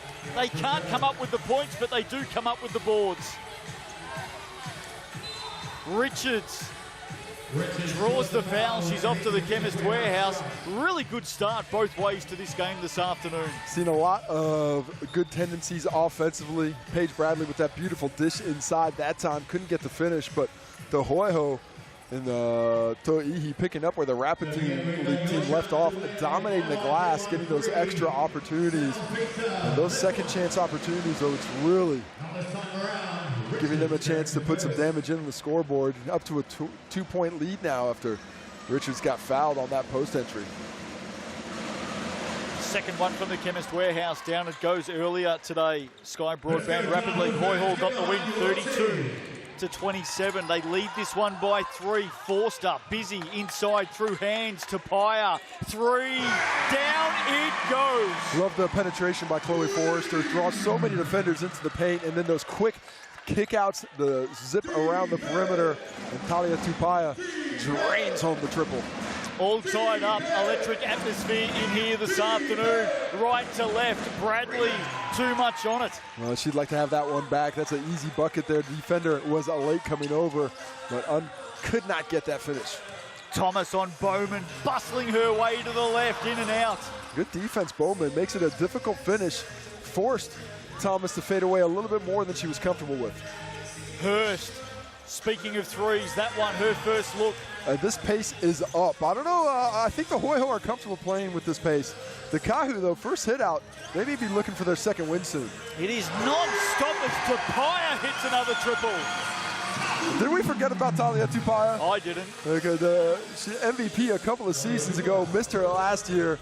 What a dominant scorer when she wants to be inside and out, showing it from deep early. Richards had a look, goes around Tupaya and puts it away on the left. Good basket, good answer. Like the decision, like it not settling for a jump shot. Goes to the shot fake, gets Tupaya out of position. Easy drive for the finish to stay within one. Most improved player, of course, last season in the competition, Zoe Richards. Here's Davidson on Bowman. Look at the strength in there. And I think reaching in, Hurst is going to pick up the foul here. That's an unfortunate foul for her there. As Penina Davidson has a look around, might have a scratch or two. I thought excellent defense there. I think Bowman at the initial point of attack, making things difficult. Hurst needs to take one swipe, but then got her hand caught in that cookie jar. Whistle goes, Kāhu ball baseline. If you're new to Tauihi, by the way, 6 personal fouls in this competition, so we get to see the stars out there for longer. Bowman's taking a break here. Oh, nice play. Opportunity there for Tupaya. Other plays, the Kāhu are looking for that cut coming over the tops. Amari Thomas this time takes out Talia Tupaya's defender. Creates a really nice wide open shot that was unable to hit. A little bit of small ball here at the moment for the Hoiho with Bowman sitting. Cho steps around Davidson. And Davidson fouls. Smart work, smart play by Nat Cho. Seen a couple of intelligent plays by the Hoiho bigs down there. Right now it's Richards and Cho playing that 4-5 position. Well, they're drawing those bigger defenders out, using the shot fake and dribbling around them to get penetration. Forcing them to respect the three with these early makes. And now they've got them on their toes coming out to defend, leaving open that door for those penetrating drives. Nat Cho here, the Texan. 147 games, 2 years with Baylor, 3 years with UCLA. 2 very good programs, it must be said. Storied programs. Baylor, some fantastic players there over the years. Brittany Griner's the first one that comes to mind for me. But it's going to be impressive to see how all this import talent competes in a much improved composition here in Tauihi Season 3. Bit of a unique stat on Nat Cho as well. Junior medalist with Team USA in both 5-on-5 and 3x3. That's pretty versatile. That's not bad. That is pretty impressive. Here's Thomas on Richards. Just step back to the left. She's all class, isn't she? Asking a lot out of Zoe Richards to guard Amari Thomas one-on-one in the low block with no help coming around. She's an excellent defender, has good length to make it tough, but Amari Thomas might be the most polished post scorer in the competition. Kāhu retake the lead. Physicality lifting up now as well. Look at that banging in the post. Been a lot of it early, hasn't there? Crowd really getting into this game. Gallagher, Richards, bundled out of it under the basket. Oh, now, will that count? I don't think that shot got off before the whistle, but let's see. There was only 1 second on the shot clock. It's not against the realm of possibility that Cho needed to get that one off, so she flung it up. But I thought it was the whistle first. It's going to count. Oh, my. Points are good. Yeah, points are good. In fact, the foul is underneath the basket here. It's on Chevy Palvast. Her and Zoe Richards got tied up, so that's a loose ball foul after the shot. Possession stays with the Hoiho. What an opportunity for them this time down the court. Well, that score will change. There it is, 20-18. And they get a new shot clock as well. D'Angelo unable to make the Kāhu pay. D'Angelo coming out aggressive, much like her rapid league performance. Oh, look out. Here she is again firing away. Talia Tupaya getting way too much room on that wing. Bradley. Too easy. Breezes down the floor. Tupaya had it and lost it. Rotuno goes in after it. A lot of hustle and bustle. Yeah, you love to see it, don't you? Latuna's all hustle. I really appreciate the way she plays the basketball game. You may not have looked it, but she actually dissuaded that shot, came over from the weak side, and just got in the field of vision of Paige Bradley to make that a little bit more difficult than it needed to be. And then you see her on the floor, grinding it out, trying to grab another possession, giving up her body to try and get the ball. It stays with the Hoiho on the arrow, but it'll come back around next time the Kāhu need possession. Good shot of the crowd there in the background. A lot of people out here on a Sunday afternoon enjoying the opening game for the Kāhu. In Tauihi, bit of body there, didn't bother. Paige Bradley, another 2 off the glass. Well, probably the most difficult finishing opportunity she's had at the rim. She gets that one to drop. Missed a couple of bunnies, but doesn't let that one go wanting. Ledger Walker had it, lost it, just swarming everywhere at the moment, the Hoiho. Bradley up with it. She's playing really well right now. Corner ball for 3, Nat Cho. Can't finish the job. Richards comes up with it, they go again. You can see the Hoiho have more energy in their pocket right now. They're moving, hands on knees for the Kāhu. D'Angelo, patience to Cho, corner. Gallagher loves a triple, won't get the drop. And there's a foul underneath here. This might be on Crystal Walker. Ledger Walker, it is. It is, and that is all Zoe Richards' work rate. She is refusing to get boxed out underneath. The Kāhu are playing with her physically. Look at this physicality. Look at that battle underneath the rim between Crystal Ledger Walker and Zoe Richards. And what you don't see there is that last move by Zoe Richards to get position, and gets tied up with KLW, keeping possession yet again. Had that big call, the big whistle on the similar play on that 3-point make. And now this time on the miss, keeps the ball with the Hoiho in the half court. They've had some good second opportunities, haven't they? Facial expressions there between Chevy Palvast and Samara Gallagher tell a story as Zoe Richards in the bonus goes to the Chemist Warehouse. In and out on the first one. She was 50% on Friday night from the Chemist Warehouse. Second one, there you go, bang on target. 1 out of 2 is not bad, but not where you want to be. As Alia Dunn gets her first taste of game action today as Zoe heads to the bench. What have you made of the start of the Hoiho? Much better than I thought they would be. Much more confident in the 3-point shot. Those have fallen, and now you see an offensive team that knows who it is and feels a lot more confident out there playing the game. Kāhu lucky to keep it there. Shot clock is down to 6 though. Davidson with the screen. Ledger Walker steps back to her right. Fires away, can't complete. Ratuno again. Man, she's a grinder. She is getting her nose on a lot of basketball. Only 20 years of age, Case. Well, excellent instincts. I love the aggressive. When you're 20, that's when you throw your body around like that, because that's when you still don't feel the bumps and the bruises the next day. I remember those years. Do you? That's a long time ago. I hear you. There's D'Angelo. Again, flicks it out to the wing. It's a trademark move for her. Cho under pressure. Yes, gets the drop. You have to respect the jump shot. And the Kāhu are getting on their toes, challenging that one. And that Cho is taking advantage with that shot fake, getting to her spot, and getting the finish yet again. Fantastic start. Dare we say it? We did talk about it pre-game. Hoiho looked like a team that's already played a game of basketball.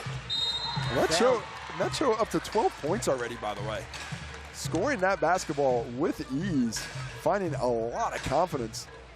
She is 4 for 6 from the field. 3 rebounds as well. Had 13 against the Queens on Friday night, Nat Cho, so she's nearly there in a quarter here against the Kāhu. Tapia has also been important in this opening quarter. She's up to 7. She's had some great looks from deep. I think the Hoiho probably fortunate that Tapia only has 7. Oh, they've given it back underneath. Right on the buzzer. Chevy Palvast unable to make the Hoiho pay, and that'll do us. Great opening quarter here this afternoon. Entertaining stuff. Rated E, of course, in season 2024. GJ Gardner Homes, Tauihi, Hoiho out by 6. So we're going to meet 2 competitors for these sales. Anything else still, they're going to be coming out.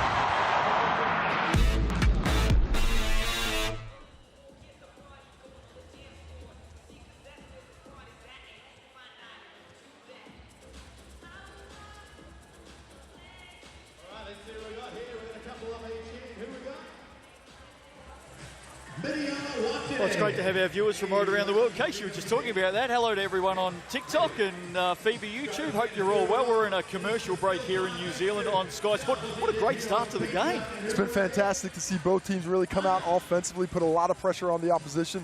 Most excited to see the Hoiho actually shooting the ball well. They found that jump shot, things are going well, but we have an entire world of TikTok fans out there on the Sky Sport TikTok. Thanks for joining us in a different way to view the game and get some questions in. One thing we do differently with the TikTok audience is we have a little Q&A during quarter time, during halftime, so you got any questions, put them in the chat. We see them, we'll come with it. Yeah. Who's out there today? Well, we had a shout out. We got a lot of Churbao up to Hoiho. We got some basketball. We got some questions as to what this is. Not too many shout outs being called out except for Wellington Harper cash signs. Shout out to you. There we go. There we go. We're going to have a couple of longer commercial breaks at halftime, of course. So for you out there, think about your questions. And we'll come back and see you all at halftime and a little bit later on in the game as well. Hope you're enjoying it. 25-19. It's been really entertaining. It's very loud in here today too. A really nice crowd. The Kāhu are very excited about a new ownership group. Probably one of the better crowds they've had in a couple of years here. Fantastic to see that support and what they've been treated to. It's some excellent basketball. We'll come back and see you at halftime. Enjoy the second quarter this afternoon. Tauihi Basketball. We're about to come back from an ad break. We'll see you soon.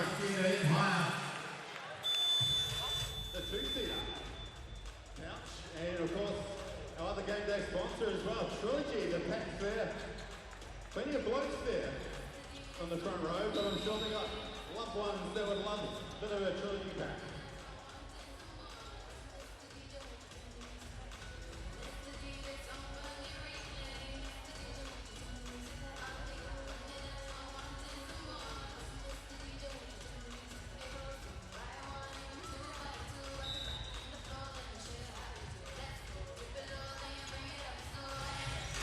Second quarter up and running. Hoiho lead this one by 6. Casey, Frank, what did you make of the opening 10 minutes? Good pace for the Hoiho. I think that's the place they prefer to play as Panina Davison shows some patience down low against Alia Dunn to cut it to 4.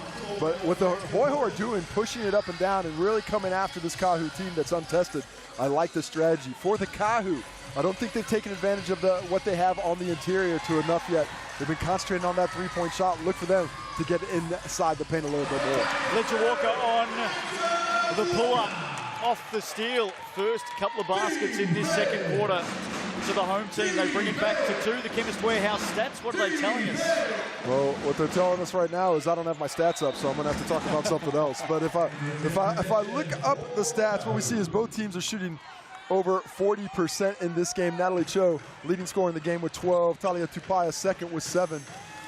The number one stat, though, is the Hoiho. 4 for 9 from 3 after shooting less than 10% against the Queens a couple of nights ago. That's the big change. They're also dominating on the glass, 12-8 up to this point in the ballgame. Queens got the opening win of the season, 73-68 over the Hoiho. Last night, the 5 by 18 over the Pauakai, 98-80. Love the firepower this season for the Northern Group, Tauranga 5.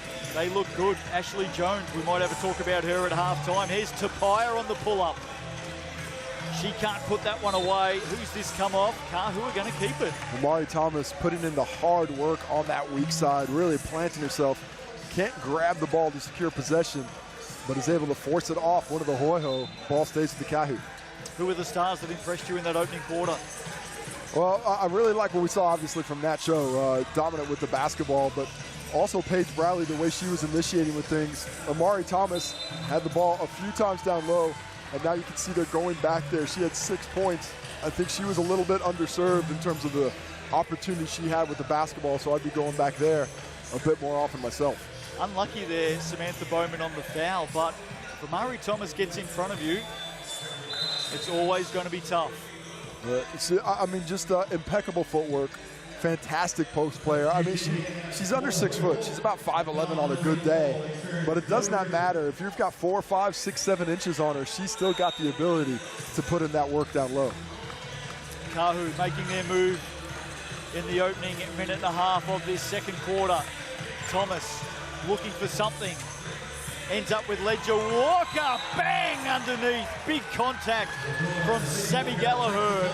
And Crystal Ledger Walker is off to the Chemist Warehouse. Good contest, that. And this is what you have to worry about with the Kāhu. A really good defensive start to that possession for the Hoiho. Forced it out. Amari Thomas didn't know what to do. But they've got such intelligent players. High post flash for Davidson. She gets the catch.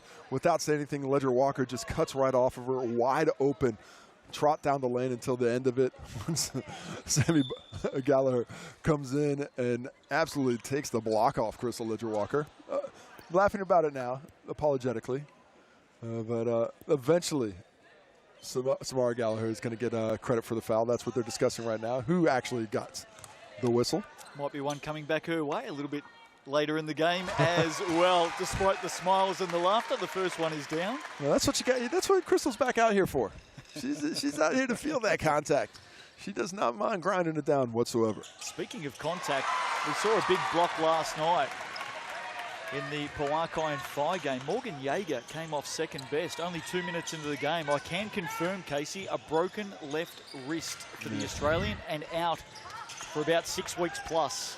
You see that miss there, rebound to Paya, but that is the injury woes mounting up for the Phi. That is two very important imports that are going to be done a considerable amount of the season, and I haven't heard anything about them trying to switch it out. Thomas, go to work, young lady. Three, why not? Go to work. The stick-to-itiveness pays off. First time, no. Second time, no. Third time's a charm. Amari Thomas. Gee, you love it, don't you? She's really fun to watch. She really is. Great to see. So good to have Amari Thomas back with us this season. And look at the Kāhu swarming over Bowman. Hurst for three. Back of the iron. Probably wanted to kick that one to the corner. D'Angelo was wide open. Latuna, I love the aggressiveness. Latuna comes down, goes up high, just off the fingertips. Take another look at this one from Amari Thomas. First one, no. Second one, no. Get off me, Zoe. Now, third one, count it. Hey, they're on an 8-zip run here too, the Kāhu, in the opening 2.5 minutes of this quarter. And they're out by 2. Bradley. And the response to that for the Hoiho is to bring Paige Bradley back out. Great down screen by Bowman for Richards there. Can't put it away from deep. Nice Ledger catch. Walker. Oh, Mullings just strong inside through that elbow back. Paige Bradley hustling again. Latuna all over her. Oh, nice move. Elise Hurst.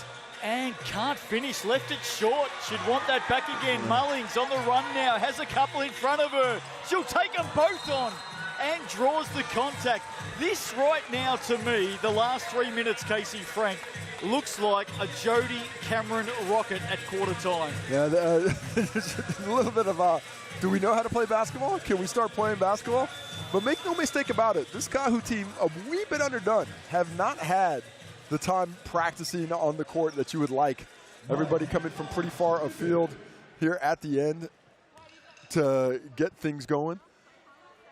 And that's just the way the system works. You know, the players playing around the world, when they finally have the opportunity to get down here, it leaves a short amount of time to find that rhythm in the preseason and actually get everyone on that same page. But here in the early going in the second quarter, it looks like everybody's reading from the right page. Megan Mullings converts 2 from the Chemist Warehouse, close to your home digs at one stage, out of Glendale, Arizona, the home of the Falcons, of course. Welcome to Tauihi for Megan Mullings. Great to have her with us. She's from over there on the west side. I didn't go over to the west side too often. I stayed at the east side. Oh, there we go, an Eastie. Look at that, just the crossover work there of Paige Bradley. Well, she missed a couple bunnies earlier, but she's the type of player that likes the contact, likes to find the body of that defender to create those opportunities for her to get the finish.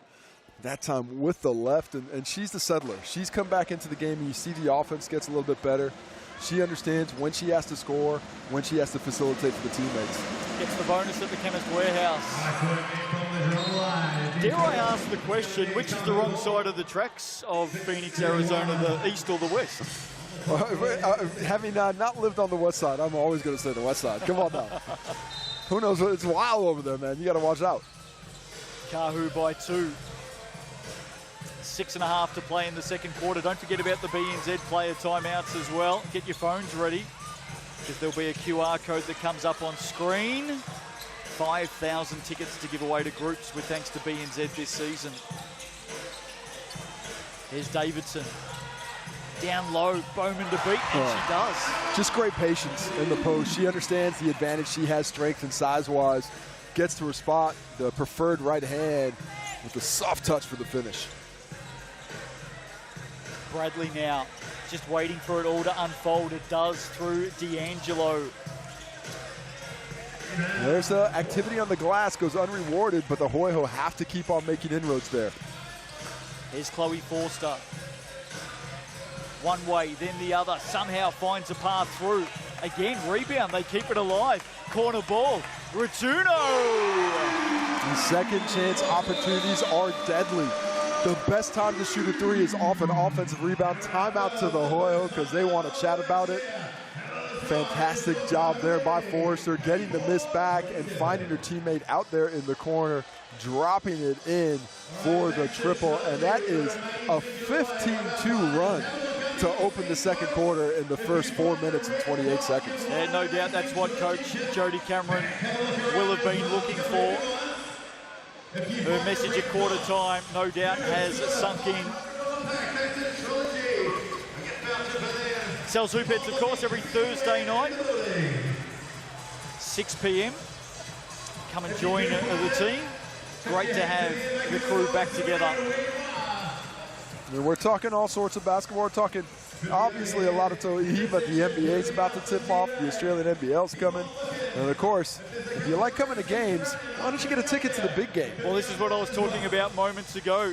Every time we've got a BNZ player timeout this season, this graphic will come up on screen. You can see the QR code there. All you need to do is scan it and fill in your group's details. Thanks to BNZ, 5,000 tickets to give away to school groups, sports groups and community groups to come along and see a game of Tauihi. Scan that QR code, fill out your group's details and grab your tickets to the big game with thanks to BNZ. How good is that? And what an opportunity. Come along and see some of these pro athletes, not just from New Zealand, but right around the world, Case. Absolutely. It's an unbelievable collection of basketball talent that we're going to be able to watch across the next 3 months, finishing up on December 22nd with the final. Who's going to be there, I don't know, but I will enjoy the journey because it is going to be fun to watch. Message from Todd Marshall during that timeout. Well, where's our offense? Why are we on our heels now and they're the aggressors? Things were going so well for us. Can we find that rhythm again? And let's get back in transition. Bang, Paige Bradley. Well, she's looking at her best once again, up to 9 points now, and has gotten much more aggressive offensively to get the Hoiho back in this one. I like the flip of the switch for her from facilitator to scorer. Speaking of facilitation, Tapia to Davidson. I want to get some Chemist Warehouse stats off you in a moment on Elise Hurst. Great pass to Bowman from Paige Bradley. What a play for the Hoiho. Paige Bradley, recipient that time, often goes the other way. Back to three. Davidson looking inside for Thomas. Swings it out to Mullings. It ends up with Forster for three. Goes long. Excellent rebound. 4 blue shirts taking out the Kāhu, and that's where you'd like to see a little bit more effort for the Kāhu. Somebody else needs to get on the glass. D'Angelo with that flick to the wing. Bowman, a miss. Just getting back to Elise Hurst. What's her numbers at the moment? Well, she is 0 from the field right now. 0 for 5. 1 rebound, 2 assists. Good news is no turnovers, but has not been able to find the twine. Had 16 against the Queens, but I think about 13 of those came late. So just not able to get her shooting stroke going at the moment. Like the double on Thomas. Out to Mullings for 3. Richards with a couple to beat underneath. Hoiho come up with possession. And just a little disjointed offensively from the Kāhu right now. A lot of one-on-one basketball. Throw it in the post, let it go. Here we see Paige Bradley again, and that is what she does. Drop dimes. If you're a teammate of Paige Bradley, your #1 goal of all time should be run that lane. Got a timeout here. 3:48 to go in the first half.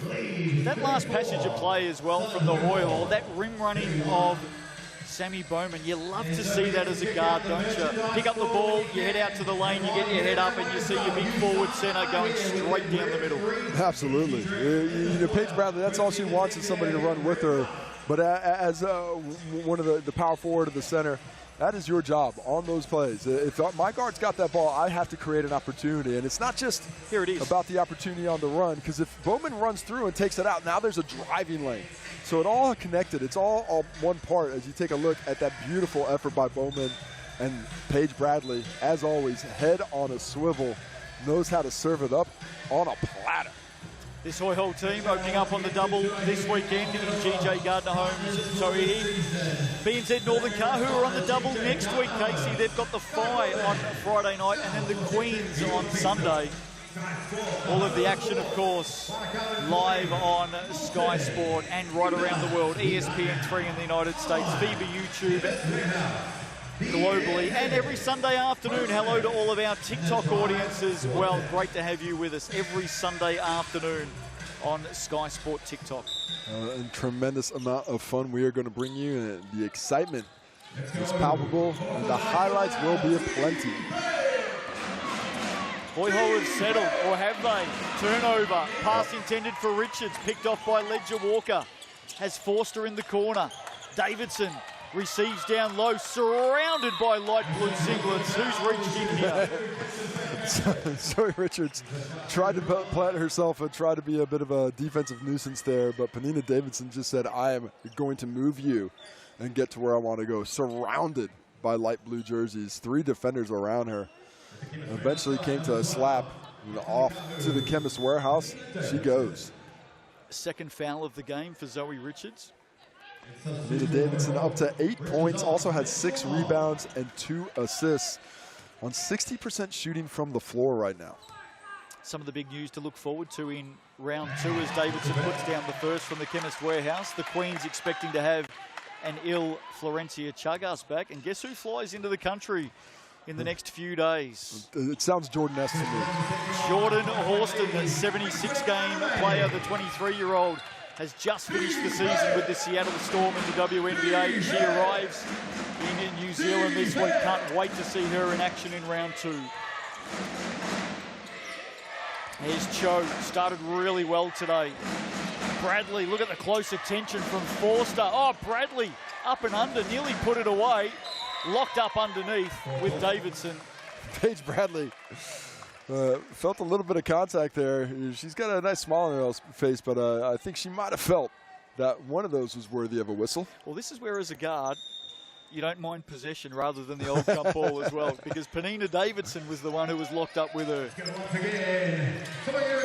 Hoiho keep possession. Cho on Thomas. Thomas, the defender, comes up with it. Wants it back from Ledger Walker. Davidson down too high, in fact, for Amari. It just needs a little bit more air underneath that one to come back down, but who was actually open was Forster in the corner. If there was a pass fake inside and a swing to the weak side wing, that would have been a wide open look for her. Well, there's a message for the other 3 teams. No doubt they're watching on today. Get that press break going? Well, that too. But every time Penina Davidson steps out high, she's always looking for Amari Thomas inside. Bowman for 3. That's a huge triple to really get some confidence going from beyond the arc. They got off to that great start, but have wanted a little bit from deep since then. That is their 5th three-pointer. They've only made 2 since hitting the first 3 of the ball game.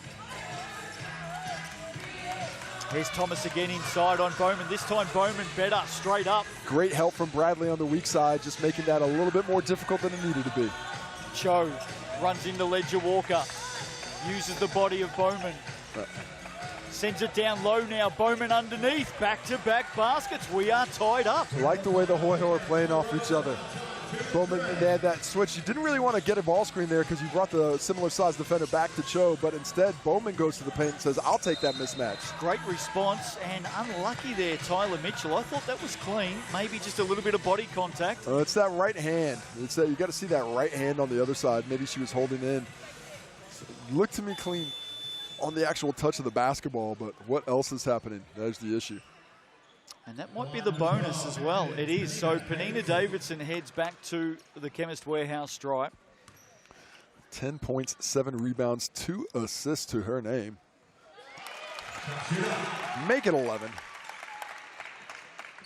Official stats partner, of course, of Tauihi, Chemist Warehouse. Good look at the second one here. Down it goes earlier today. Sky Broadband Rapid League. Hoiho got the win, their second of the season, 32-27 over the Kāhu. What a bonus to have a center who can shoot the ball like that. And Tyler Mitchell with the cut. Elise Hurst with the assist. Moving without the basketball. Attack this Kāhu team. Make them move. If they want to press especially, let's see how much energy they have in the tank. Well, if the shots aren't dropping for Elise Hurst, that's a good way for her to get into the game. Ledger Walker. How many times have we seen her do that in Tauihi over the last couple of years? Just really a good understanding of the opportunities that's being defended her. As we see a Hoiho turn it over. No, they keep it. Hurst gets tripped up, but no bucket for the Hoiho. Well, that was some serious 10-pin bowling going on Back there. to transition basketball. And off they go. Oh, Forster has run Oosh. smack bang into Tyler Mitchell. Who else has gone down Oh, there? that's Natalie Cho as well, but that was, I got the Forster's head came into her face. So after Forster ran into Tyler Mitchell, she threw the head back on the contact, and I think that smashed right into the face of Natalie Cho. See if we can have a look at that again on the GJ Gardner Homes replay. Natalie Cho is back to her feet, which is good news. Heavy contact. It's one of the things we've seen over this first half, isn't it, Casey Frank? Just the ferocity of the game. If you're new to the game and you haven't been out to see this competition, It's a style Jody Cameron likes. yeah, it's very much a style that coach right there likes, Jody Cameron. What a star of the game for so many years. Former Tall Fern, of course. Does not mind the grind. Has created a team that looks like they're in on the grind as well. Chloe Forster hitting that free throw. Mind you, she's got a couple of brothers that didn't mind getting out there and mixing it up either. They might have got that from her. They may have. Couple down from the Chemist Warehouse. And we've got a timeout here with 1:03 to play in the first half. Speaking of the Cameron family, of course, Pero Cameron not that long ago stepped back from coaching the Tall Blacks, and that gives us an opportunity to say well done and congratulations to Judd Flavel, new coach of the New Zealand Tall Blacks. Yeah, a huge hire for New Zealand basketball. Fantastic to see it stick with a Kiwi coach, keep that culture, somebody who's very aware of the cultural significance for the Tall Blacks, having been a part of it as a player back in that 2000, going back to that 2002 World Cup. So it's been around as a long time as a coach, and very excited to finally get his opportunity to guide that team. Speaking of good things, there's the opening round sales special, the NBL Steel Combo, just $30. QR code, online code, it's all there for you. Available until next Thursday. That's pretty generous. That's not bad. Go Thursday. Stretch it out round to round. Sunday night, Monday night, Tuesday night, Wednesday night. Well, you've had it since last Friday. Do I get Thursday so night going. as well? You might as well. You might as well. Sal's NBL Steel Combo. Steal them all week long, Justin. As much pizza as you can get. Get onto those specials every single week. Just over a minute to play in this opening half. Really love the way that the Hoiho have got themselves back into this, Casey. Kāhu came out in the opening few minutes of this second term. Went on a 15-2 run, but it's tightened right back up since then. Yeah, they've scored 11 points since that point in time. The Kāhu have stabilized a little bit. This quarter's 23-13 overall, leading to that 4-point Kāhu lead, but it's all about execution in this last minute to who goes into the training sheds with a little momentum. Both teams still have their BNZ player timeout. Miscommunication there. We just got to know who you're playing with. Bowman doesn't quite get the feel yet for what Paige Bradley's looking for, and that time she's trying to just get in position, but she's got to just get used to playing with a point guard like that. That's always looking for that assist opportunity. All-Star 5, of course, last season. Paige Bradley. Was there a little hand there? Oh, there was. Tyler Mitchell just on the arm. And that's going to be free throws. That is a delicate whistle on that one. Not a lot of contact there, but enough that will get Mary Golding. Speaking of former Tall Fern stars, there's another one, Leanne Walker, assistant coach.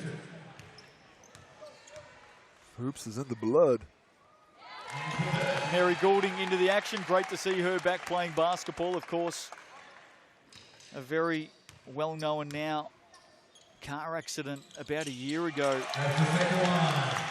Not only nearly took her life, but she's had a long battle back to get to here. Great to see her. BNZ player timeout called by the Hoiho. They will advance the ball from here, of course, but it gives us a chance, Casey, to scan this QR code. 5,000 tickets to give away to all the groups out there, school groups, sports groups, community groups. Get along to a Tauihi game with thanks to BBNZ. Scan that QR code, fill out your details for your group. And with thanks to BNZ, you could be getting some tickets to the big game. That easy, it's that simple. And what I really like about that player timeout is it's got the opportunity to put the shot clock back in their favor. If they go quick here in the first 7 seconds, that becomes a 2-for-1 opportunity. Had they not called that timeout, it would have been 1-for-1. So an opportunity to get yourself an extra possession, which is so key in a tight game like this. They would love a big Elise Hurst 3 from here, I reckon. And it's gone a little bit slower than they wanted. And look at Ledger Walker chasing her everywhere, and Hurst did end up with it. Missed the shot, gets it back, they go again. Well, it gets to be 2 possessions to 1 at least, but that's because of the offensive rebound. And now Bradley turns the corner. Big hand in her back from Ratuno. No whistle.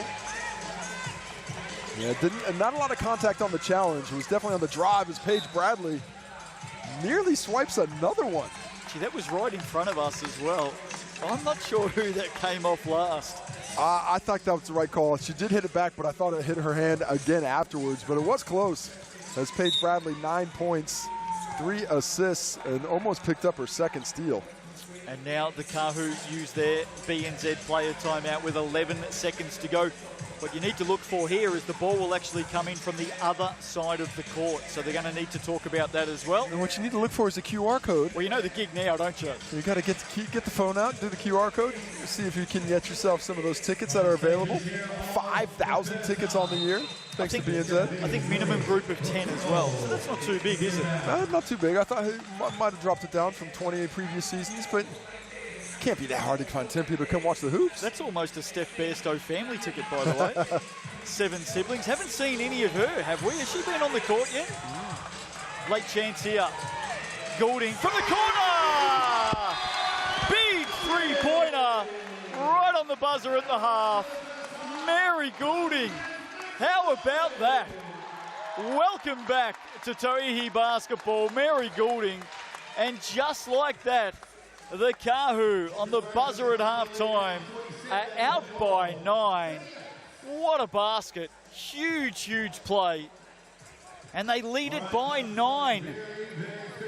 Let's go down to the sidelines. Casey Frank is about to catch up with Nat Cho. She had an electric start here this afternoon. But all of a sudden, just like that, the Kāhu have made their move in the second quarter. Here's Casey with Nacho. Found some rhythm shooting the ball after a tough night. What changed? Just the belief and finding our rhythm, definitely. And just being able to play more and more together, we're definitely finding ourselves. Here in that second quarter, the Kāhu came back with a bit of a push, took a little lead. What do you have to do differently to get back in front? Yeah, we know basketball is a game of runs. Just riding the wave and staying steady and just doing what we do best. Appreciate the time. Good luck in the second half. So margin at 9, halfway through it this afternoon, Sunday afternoon hoops at GJ Gardner Homes Tauihi. Hope you're enjoying it. Our first chance to see the BNZ Northern Kāhu up against the Southern Hoiho. Not a lot in this game. Long way to go. Margin at 9. Back after the break.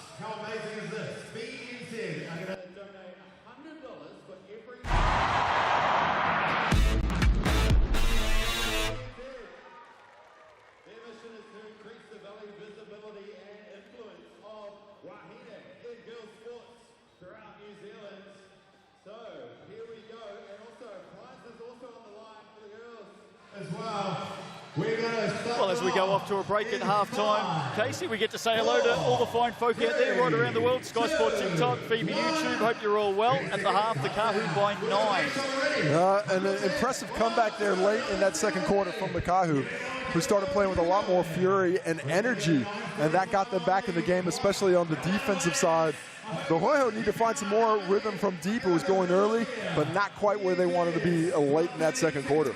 Early that second quarter, got to see Amari Thomas doing Amari Thomas things.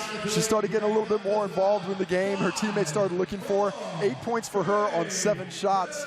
Tied for the most shots in the game in that one. But overall, I think the Hoiho have done a nice job of neutralizing the interior threat of the Kāhu. Rightio, questions from our TikTokers out there this afternoon. What do they got to say? Who's out there? We've asked, we had a question earlier that who are the team names. It's the Hoiho, which in Māori is penguin.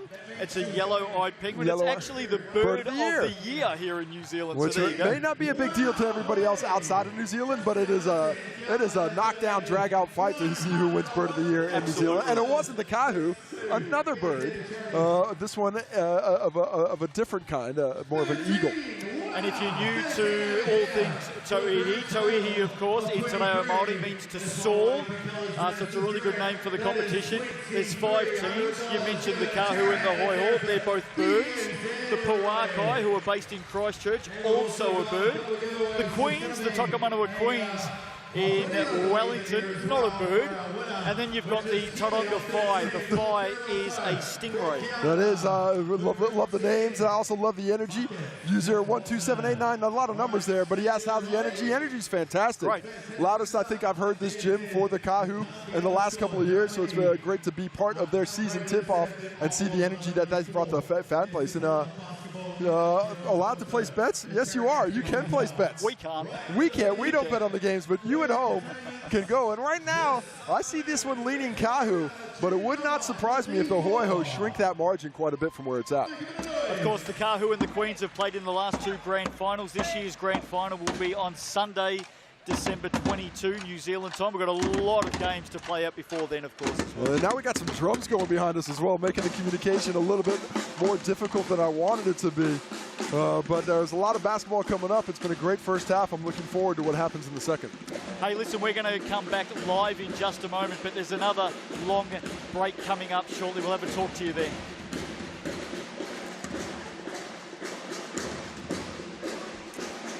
Welcome back to the North Shore here in Tamaki Makaurau this afternoon. The Drummers are out in action. BNZ Northern Kāhu at home for the first time this season. They lead it by 9 at the half. Justin Nelson, Casey Frank with you. Hope you're enjoying it. Let's go straight to the Chemist Warehouse stats and see what they're telling us, Case. Well, it's been a game of runs. The Kāhu finished with that strong one as Panina Davidson and Amari Thomas took the forefront, took those reins after a slow first quarter. 20 between them. Nat Cho and Sam Bowman doing the work for the Hoiho. 22 between 2 of them, supported nicely. Seeing the rebounds, Bowman with 7, closing in on a double-double. Panina Davidson in that same work rate. Amari Thomas not too far away as the rebounds in total in the favor of the Kāhu, 25-18 after that was reversing that trend in the first quarter. On to the assists. A lot of passes going around. 11 assists for the Hoiho, 8 for the Kāhu, led by Elise Hurst, who hasn't got the scoring going, but is able to involve her teammates, Panina Davidson, Talia Tupai, and Chloe Forrester, all with 2 for the Kāhu. Let's keep working through the Chemist Warehouse stats. Just the one block, Elise Hurst. And the steals. Crystal Ledger Walker's been good. She's been really effective in the game. Had a great, excellent Rapid League performance, but I love her steadying hand for the Kāhu and her ability not just to be a scorer, but to provide a lot of pressure on the defensive end as well. Just one thing I'm interested in seeing, Steph Bairstow, have we seen her in the first half? I did not remember her touching the court for the Kāhu, so has not yet gained that trust from Coach Cameron. Well, as we get our beat on here at halftime, Casey Frank has got the sticks out in front of him, tapping away. We head off to a break. Margin at 9, third quarter, not too far away.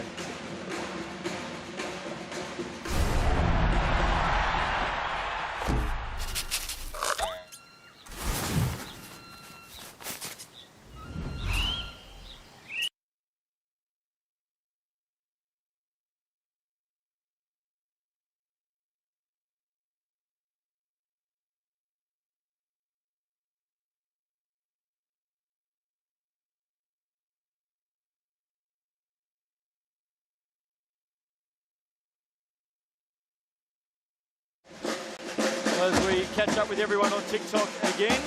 Got a look at this going on behind us. Not sure if you can see that, but all the drummers here this afternoon. 9 points in it at half-time. Hope you're enjoying it wherever you may be watching right around the world. We know we've got our FIBA YouTube viewers with us at the moment as well as everyone on Sky Sport TikTok. What are they all saying to us at the moment? Well, just commenting on your hair at the moment. Why you're always digging. You're always trying to get somebody involved in that one. But mostly just excited to watch some top quality women's basketball. Remember, every single Sunday this season, the Tauihi game will be on TikTok. So this is not your only opportunity. Up and through December, the first couple weeks of December, the regular season runs. So we won't have playoff games on Sky Sport TikTok, but we will have all the regular season Sunday opportunities. 6 WNBA connected players playing in Tauihi this season. Jordan Horston about to arrive next week. Seattle Storm superstar. Ashley Jones is another player of interest. Played for 3 WNBA teams in 2023. Played last night for the Tauranga Fire, 25 points. She was awesome. Could score the basketball in a lot of different ways. Had the jump shot, but a fantastic penetrator. Finishing with both hands. It looks like she's going to be a lot of problems for a lot of people. Much like you giving me a stick about my hair, because I've got user 1278497 some numbers that says the hair is good, man. I appreciate it. I appreciate it. I didn't say it was bad. I wish I could do that. You can, Justin. Can I? Just let it go. Just give it a go. I'd like to see you with a top knot. Oh, no. It would be quality. A quality top knot. No. I'm past those years, mate. You know that, don't you? And we got a shout out to the first all-female owned, coached, and managed team in the world. How good is that? The Kāhu, of course, we're talking about. Yeah, it's fantastic to see. Really, I mean, a big moment in sport internationally, certainly here in New Zealand, and just a testament to how dedicated I think these owners are to really get the message out about women's sport and about the fantastic abilities of these athletes. And if you are new to Tauihi, one of the big moves in the off-season, player payments have doubled. The players here in Tauihi in the women's pro game in New Zealand actually get paid more than the men. Yeah, I'm still waiting for the dudes to get a little upset about that one. Because wait a minute, don't we play a longer season? Nobody's listening on the chat. Rightio, we're about to come back live here in Auckland, New Zealand. Thank you to all of our TikTok fans. We'll see you at three-quarter time.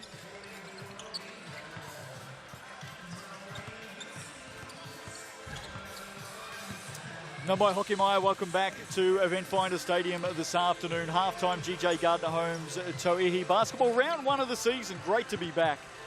And the BNZ Northern Kāhu lead this one at the half over the Hoiho, 47-38. Second half not too far away. Who gets the win? Well, 68% of you at the moment, Kāhu by 8+. And it's a reasonably good guess based on what we've seen so far. But I think if Elise Hurst can get going, Casey Frank, she could be the difference maker for the Hoiho. Well, I think find any of those shooters. If we could get the ball back in the hands of Cho, if she would be able to get some opportunities there, I think she was shooting the ball very well. Certainly Bradley's aggressiveness offensively has helped them, but it was really just that last little couple of minutes there. The game sort of pulled away. That huge shot by Mary Golden. What a way to finish the quarter. Yeah, huge. And your first game back, fantastic to see. And the response from her teammates and from the crowd was really, really big. I mean, great energy in here today. As good as I've seen, certainly for a Kāhu game. This place, building at times, can be a little bit big, but they've done an excellent job of getting some excited fans in the building for Game 1. Southern Hoiho at home for the first time next Saturday night against the mainland Puakai.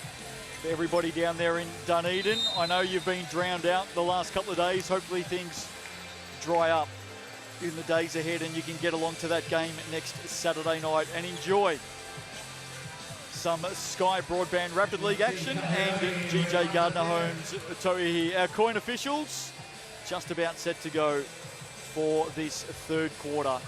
What did you make of the Pro Build ITM mainland Puakai last night? Our first look at them, they ran into the Fire, of course, and went down by 18. Your early thoughts? It looks like a team that might need a little bit more help on the interior. I think they gave up a lot of points on that roll last night. And probably needs to find a little bit more pace as well, especially playing against a team like the Fire. Just weren't able to keep up that high octane speed for the entirety of the game, and eventually the Fire were able to get that advantage with all that scoring prowess they had on the wings. And remember, that was a very understrength Fire team as well. No MC Michaela Cowling, and also losing Jaeger to injury at the very beginning of the game. Very disappointing with the way it went. We're hearing Michaela Cowling with a foot injury, still in the United States, out for up to a month. They are very optimistic at the FI that she'll be ready to go in a couple of weeks. I haven't seen too many athletes come back from foot surgery in a couple of weeks, so we'll wait and see what happens there. But the injury news out of that game last night for the Tauranga FI, unfortunately, Australian point guard Morgan Jaeger, broken wrist, and she will be in a cast for the next 4 to 6 weeks. Well, tragic news for them to compound those injuries one on top of another. But that is the way the games go sometimes, and you just have to find a way to get through, even when you're not at full strength. Second half underway here this afternoon. The Kāhu with the opening possession. Here's Amari Thomas. Talia Tapia. That's got to be a charge. Yeah, bustling her way through. She calls for the flop. That arm was extended. Really impressed by Elise Hurst's defense that entire possession. First, how she fights over that screen. She refuses to get screened, and she changes the angle of Tupia's driving lane because of it. Makes it a little bit more of a banana instead of a straight line. That gives her the opportunity to get her body in front of that shoulder. She wore the first bump, wore the second, fell on the third, gets the whistle. One of the most aggressive drivers in the competition, Talia Tapia. And I love to see that from Hurst. Known as a scorer, when things aren't going well on the other end, you can see scorers not play defense, but that has not been her attitude this evening. Here's Bradley, gets the mismatch on Thomas. Thomas actually got a finger on that. It'll be interesting to see which way this goes. It's going to end up with the Kāhu. Megan Mullings there on screen. Megan Mullings is a player who has just hasn't really found the basketball much yet today. 0 for 3 from the field, 2 points in total. Tapia steps back off the screen of Davidson. Long shot. I'll tell you what, if I'm the Hoiho, that's a bit of a win. I'd rather have Tapia shooting that jump shot instead of taking her strong drives to the bucket, finding contact and putting us in foul trouble.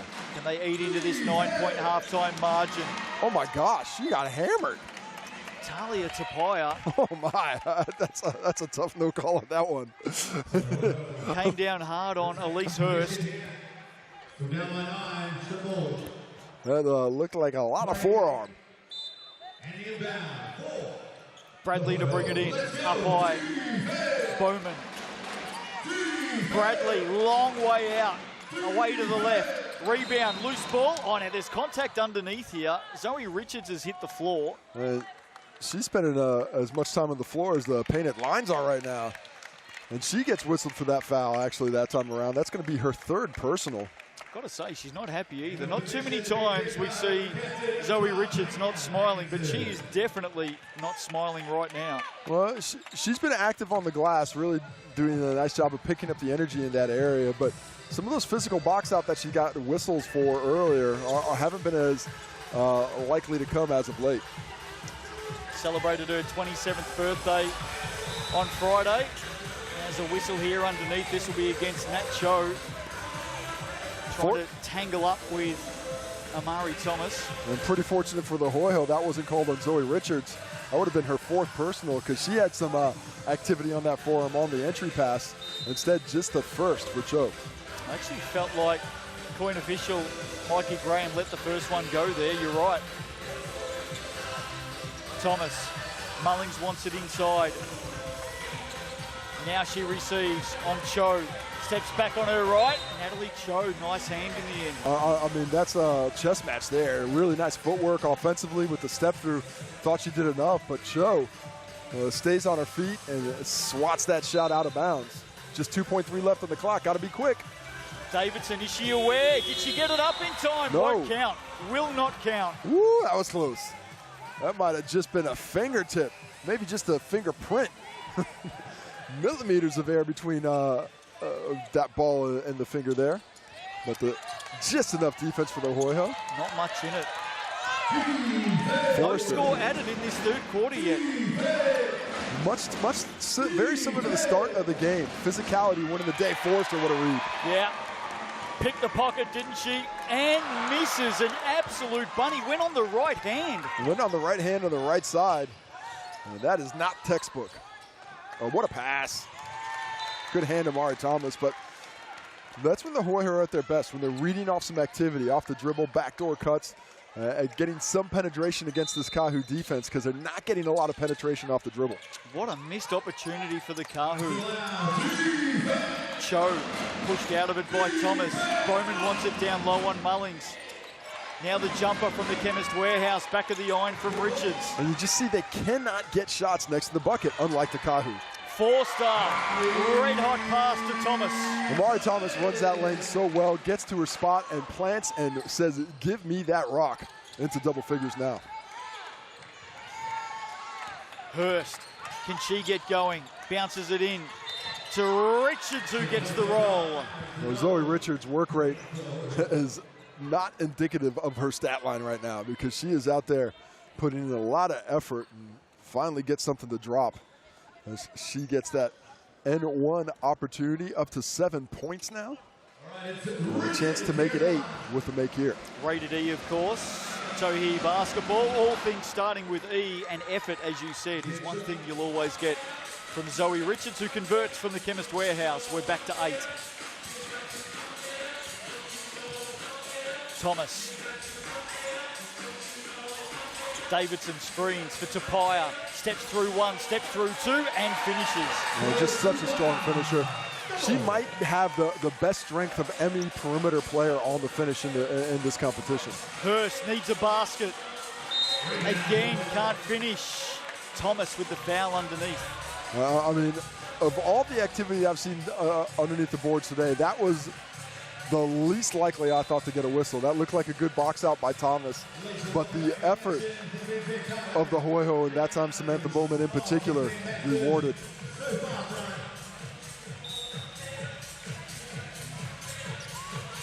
Hurst to bring it in. Margin at 10. Thomas had it, lost it. Richards comes up with it, dumps it inside to Bowman, who's fouled.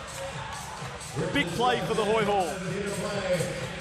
Broken plays are indicative of the Kāhu getting their hands on a lot of basketballs. I mean, you can see the Hoiho aren't playing too poorly, even though they're down 10, but they are under pressure every possession. They're not getting easy catches.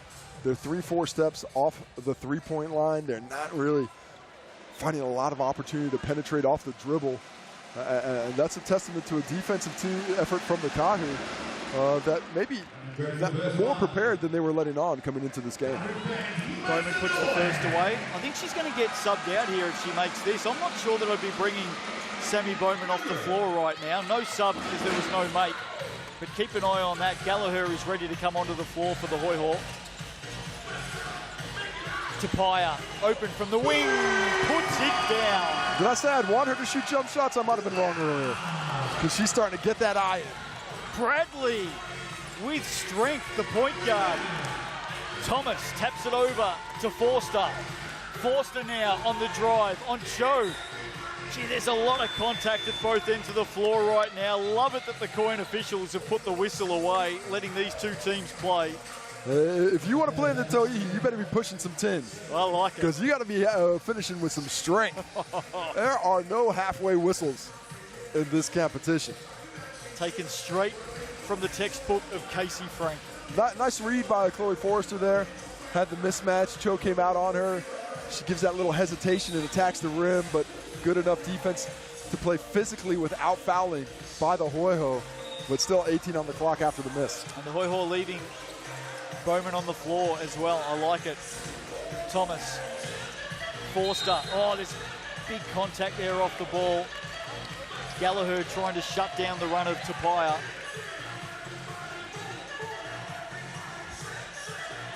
I don't mind Gallagher coming in and playing with a little physicality against Talia Tapia because she can get it as a scorer. She doesn't like it when she's treated that way. Let's see what happens on this possession. Another triple up, another triple down. Well, Talia Tapia, she's starting to have a day out. Up to 15 now. The Tall Ferns guard only played 3 games last season. D'Angelo, tough look inside. Well, she went for that fadeaway eventually instead of searching out the contact, and because of that, ends up being an air ball. Oh, here she goes again. Leaves it short to Tapia. I know we talked about Tara Reid and the hole that she leaves in this Kāhu team, but look who's filling it right now. Talia Tapia. 18 points through Tauihi now. And that is her 5th triple of the ball game. Finding the range from deep. And I think you're absolutely right. On the offensive end, a lot of what went to Tauihi a season ago is going to come right the way of Tauihi. Well, she literally only saw the first 2 weeks of the season last year before shoulder injury kept her out. She had reconstructive surgery, 10-month rehabilitation. She's back fit, she's back firing, and as much as Tara Reid leaves a hole in this Kāhu team, a fit and healthy Tauihi, welcome back. Well, I think offensively, if you're comparing the two players, Tauihi is a lift. Defensively, that's still a hole there, but let's not talk about what's not here for the Kāhu. Let's talk about what is here for the Kāhu. And what we see is a team that is playing off each other very nicely, confident from the perimeter, confident on the interior. And right now, what I like about it most, I think, is everybody's eating. Everybody's getting a chance at the table to show their thing. They're going inside a little bit here. They're going to the wing. You know, even like Chloe Forrester, 7 shots, but only 4 points, but she's getting the opportunity. That ball is being spread around on both ends, and they're playing with a lot of energy because of it. A 13-4 run to start this third quarter by the Kāhu, and they're out by 18. Tauihi, bang, bang, has opened this one right up, and look at this full court pressure. But the Hoiho got into that press break after a few initial turnovers, and we see they're ready for it once again. Blood in the water right now. Can the Hoiho stem the flow? Bradley, deep 2, that won't do it. Bowman, rebound, Cho now. Can she get going? Started so well here this afternoon. On the drive, Natalie Cho draws contact. She'll do the business from the Chemist Warehouse. Well, the Kāhu have forced the Hoiho into a lot more one-on-one basketball here in the third quarter, or here in the second half. It's not as much pass and kick and playing off each other. They've taken away a lot of that activity in the passing lanes. Right now, their defenders are on island, taking that challenge. Natalie Cho that time able to get to the line, but unable to get the finish, and what looked like a close game starting to become a bit of a blowout. First one to miss, second one is good. Hoiho needs some stops now. They need to be mindful of where Tauihi is on the floor. Sitting in the corner at the moment, and she's got a lot of space out there too, Casey. Keep an eye on it. Again, Samara Gallagher with the block after the high-low between Davidson and Thomas. Hoiho in the zone that time, but did not keep the Kāhu from going to that interior. Tell you what, I almost saw collective smiles there from the Hoiho as Tauihi was subbed off as well. Doesn't get any easier. Ledger Walker has to stretch for it. Throws it into the arms of Bowman. That'll do a shot clock violation. So a mini win there for the Southern Hoiho. One possession at a time. Still a lot of time in this ball game, but they have to see. Oh, look at the turnover first by Rotuna. Well, you talked about young Lily Rotuno in the first half, Casey, and just her aggressiveness and her love of getting after the contest, and we've just seen it again. The one-woman press, just put her up on the ball, and Paige Bradley's no slouch. You know, that is an experience to the player who's played in a lot of leagues around the world, and just that tenacity on the ball, gets possession back again. Bad mistake. Can the Kāhu make them pay? That looked like a carry there on Ledger Walker. Keeps the dribble alive now inside to Davidson. Steps around. Stop it. Oh, stop it. Puts it down. Are you kidding me? I mean, that's 48 seconds of great defense for the Hoiho. And what happens? Just a beautiful ball. Just a seeing eye dog pass. Somehow finds its way into Panina Davidson's hands, and the soft touch on the finish. Bradley. D'Angelo now loves this shot, pulls up, won't get the soft touch. Rotuna getting in there defensively again. Well, who's the foul on here? I'm not sure you could do much defensively then. Well, it was on the catch, so I think that is a defensive foul. You just didn't give her area to catch it and finish it. And as Amari Thomas was looking around on it, D'Angelo gives the body a bit of a whack. Coin officials right on the scene. GJ Gardner-Holmes replay. Let's have a look at this. There's the pass. Yeah, you're right. Needed to give her that space. Back live now. More contact, more baskets. Offensive foul. Again, no bucket. Offensive foul called on Chloe Forrester, who is dismayed but keeps the emotions in check. Dismayed? I would have used the word dumbfounded. Just the look on her face then was, how did that happen? I used dismayed because she didn't react emotionally. She didn't. She wasn't yelling and screaming about a bad call. She's just like, oh, okay. Yeah, bit her tongue nicely, didn't she? Bowman inside on the cut. Oh, 1-2. Gallagher sends it back out to Bradley. Finally, something good there for the Hoiho. But even that one could have been an easy finish at the rim. Good hustle, forces it into a 14-footer. Still made it, though. Davidson. Thomas, look at this, just through hands. It ends back up with Davidson sealing inside. Too easy, Penina Davidson. If the first time doesn't work, the post player says, get it back to me the next time around. Bradley trying to lift her team. Rasuno with the foul. Finally, I get that whistle. That is not a whistle that has been coming with any kind of regularity on these drives today. You're taking a look at Penina Davidson after that fantastic post play down at the other end. Just such a difficult cover in the low post. We mentioned the injury concerns at the Fire. Casey, of course, Michaela Cowling out at the moment after foot surgery and the unfortunate broken wrist last night for Morgan Yeager. Looks like Cowling will be out maybe a month, maybe more, maybe a little bit less. All the optimists at the Fire would like to think so. Yeager out 4 to 6 weeks in a cast and then she's got a rehab. What do you do? I mean, it's a quick season. What do I do? Well, I'm just asking you. I know you're not the coach. I know you're not the decision maker, but do you give them the chance to come back? Do you make a change? What do you do? Thomas underneath for another 2? Second chance opportunity again there for Amari Thomas. Well, if you're asking me with that short of a season, I have to look to replace those guys. Fantastic players, obviously, but the season is too long. Now, of course, you don't have to get that far behind and still have a chance to make the finals. So maybe that's the way they're thinking. They want to keep these players. They really like them. But you are putting yourself in a difficult position if you want to make the finals. D'Angelo off target. Margin at 19. Here they come again.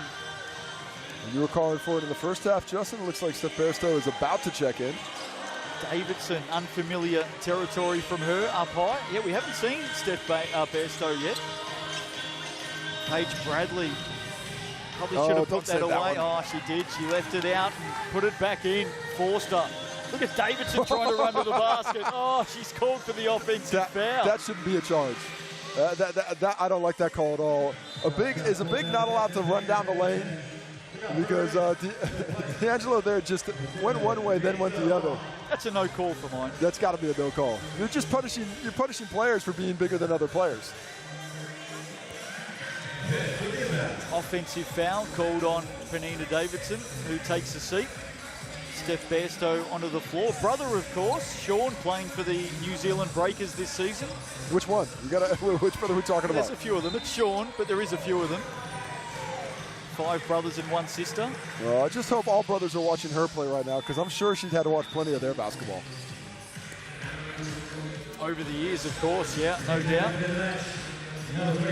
Celebrates her 30th birthday next Thursday, Steph Bairstow. Out of Utah State, 70 games, 2 years in the WNBL as well in Australia. So she's got plenty of experience. Turnovers at the moment for the Hoiho proving costly. And they're unforced errors, quite a few of them, unfortunately. It's not all the defensive pressure, but not bad for the Hoiho, who had 7 turnovers at halftime. Just that 8th for the game there. Bairstow threw it into the hand of Hurst, who comes up with it now. She's got a couple of runners with her. Into Bowman, again short. It's been that kind of week for the Hoiho. Do all the right things, but a lid on the basket at the wrong time. Hoiho back in the zone again, playing a little bit of 2-3. What can the Kāhu do here? Just over a minute to play in this third quarter. Ledger Walker looking for Thomas. Good hand. Bowman now on the break. Bradley should finish and does. I love that quick attack in the zone. Neutralizing some of the strength on the interior of the Kāhu right now with great rotational help. Forster. Bairstow, strong yeah. board. That's a heck of a rebound there. Keeps the possession going. And they go again. Here's Ledger Walker. Ratuno, that's well short. Now the Hoiho look to move again. 2-for-1 opportunity for the Hoiho if they want it. They do not. Here's Bradley. Bowman battling for position inside. Here she is now. Forster. Defensively was good. Pass out to Richards for two. Back-to-back baskets for the Hoiho. Bowman recognizes the double well, and Zoe Richards hits a shot that she really enjoys, that mid-ranger from about 15. Seconds ticking down. They come up with it again. Do they use their BNZ player timeout? They don't. Chance there to advance the ball with a couple of seconds, and they give it up. So at three-quarter time, the Kāhu have made their move in that third quarter, and they lead it by 15.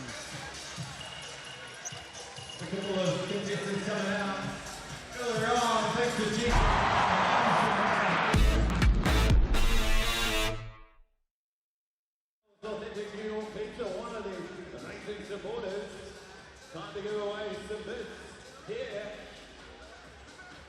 for our India skill.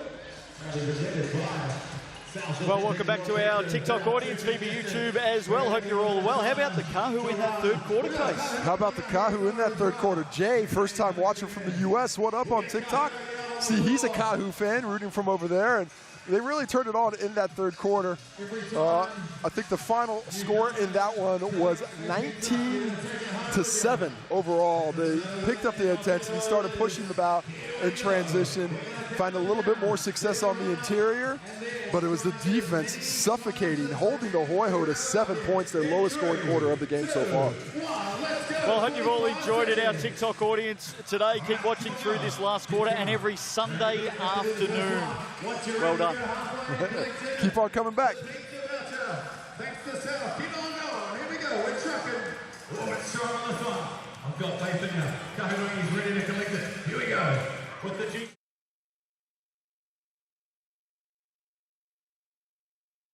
Another one. There we go. You've got one. Go and collect the picture at the end. Let's keep on going. You got 15 seconds. Stick it in. Here we go. 10, 9, 8, 7. Keep going. 6, 5, 4, 3, 2, 1. Now, my hockey mate, welcome back to Eventfinda Stadium. Three-quarter time here in the GJ Gardner Homes at Tauihi this afternoon. The Sal's NBL Steel Combo. That's this week's special. There's the QR code and the online code that's available until next Thursday. Get on board, $30 for that one. Of course, the MVP poll is about to crank up. Is it Kahurengi? Well, QR code will come up shortly. Kahurengi, the mascot, is that your MVP today? Was that the name of the mascot? That is the name of the mascot. There is the voting so far for the MVP. Scan that QR code. It's fun and free. Sal's pizzas are up for grabs. Panina Davidson. Yeah. And not a bad call. She's got 16 points, 9 rebounds, 2 assists. She has really been influential on the interior, on both ends of the court. Oh, what a hesitation. Paige Bradley. Nice. Freezes him in time. See nothing but 2 fingers in a cloud of dust. Pieces, I'll get this bucket. I've just put my vote in, and I've gone with Talia Tupaia. And she took over that game in that third quarter. She's got 18 points in total. 5 of those 3-pointers made for 15 of those 18. Heads up play. Bowman ends up in the hands of Hurst. She just cannot hit anything. Can't find it. Just cannot find that range. Opportunity here for the Hoiho to press. They need to get everybody up. Kāhu only have 5 seconds to get the ball across half court, but the Hoiho don't recognize us. They're not up. So it's going to be easy entry, unfortunately. Davidson back in for Bairstow. Opening minute of this last quarter. We'll bring the MVP QR code back up for you shortly. You can vote away and have some fun. We want to hear what the viewers have to say this afternoon. Who do you want Casey Frank to interview after the game? Penina Davidson, who is leading at the moment on 54%, but look at Talia Tupaia. There you go. Well, she's on the way up. All it takes is a little Justin Nelson nudge, and suddenly the fans at home are all about it. Come on, where are all those Talia Tupaia fans? She ripped this game open in the third quarter. Is she your MVP this afternoon? She's definitely mine. Richards, Hurst. I actually got to agree with the fans right now with Penina Davidson. Okay. What she's done on both ends, defensively, offensively, she's been the steadying hand that they've looked to when they needed a bucket. When they really needed something, it was her high-low activity down to Amari Thomas, or if it was her teammates finding her in the low post and just saying, take advantage of defenders that cannot keep you from going where you want to go. Foul there on Chloe Forster. Very animated Jodie Cameron on the sidelines at the moment. She wanted it called on Zoe Richards. But Zoe's been really physically active today, and she's gotten that whistle and the benefit of that more times than not. So maybe Jodie Cameron just saying, hey, can we get back to this 50-50 range? Here's Bradley. We know the class of Paige Bradley. Bowman to Hurst. Hurst desperate to get something going. This time goes inside off the glass, and maybe that'll get Elise Hurst up and going. And the Kāhu, as close as we've seen to the Hoiho in a while, that's down to 11, and it's off penetration. More of that is needed for the Hoiho. They have to find a way to keep that scoreboard ticking over. Davidson to Thomas, the old 1-2. Into Davidson, into the high-low. I mean, they're just not going to stop Amari Thomas in that high-low. It is impossible. So you have to keep Penina Davidson from getting the catch up high. Now Bowman back the other way. Trading baskets, not the worst thing for the Hoiho right now. And again, off penetration to the cup.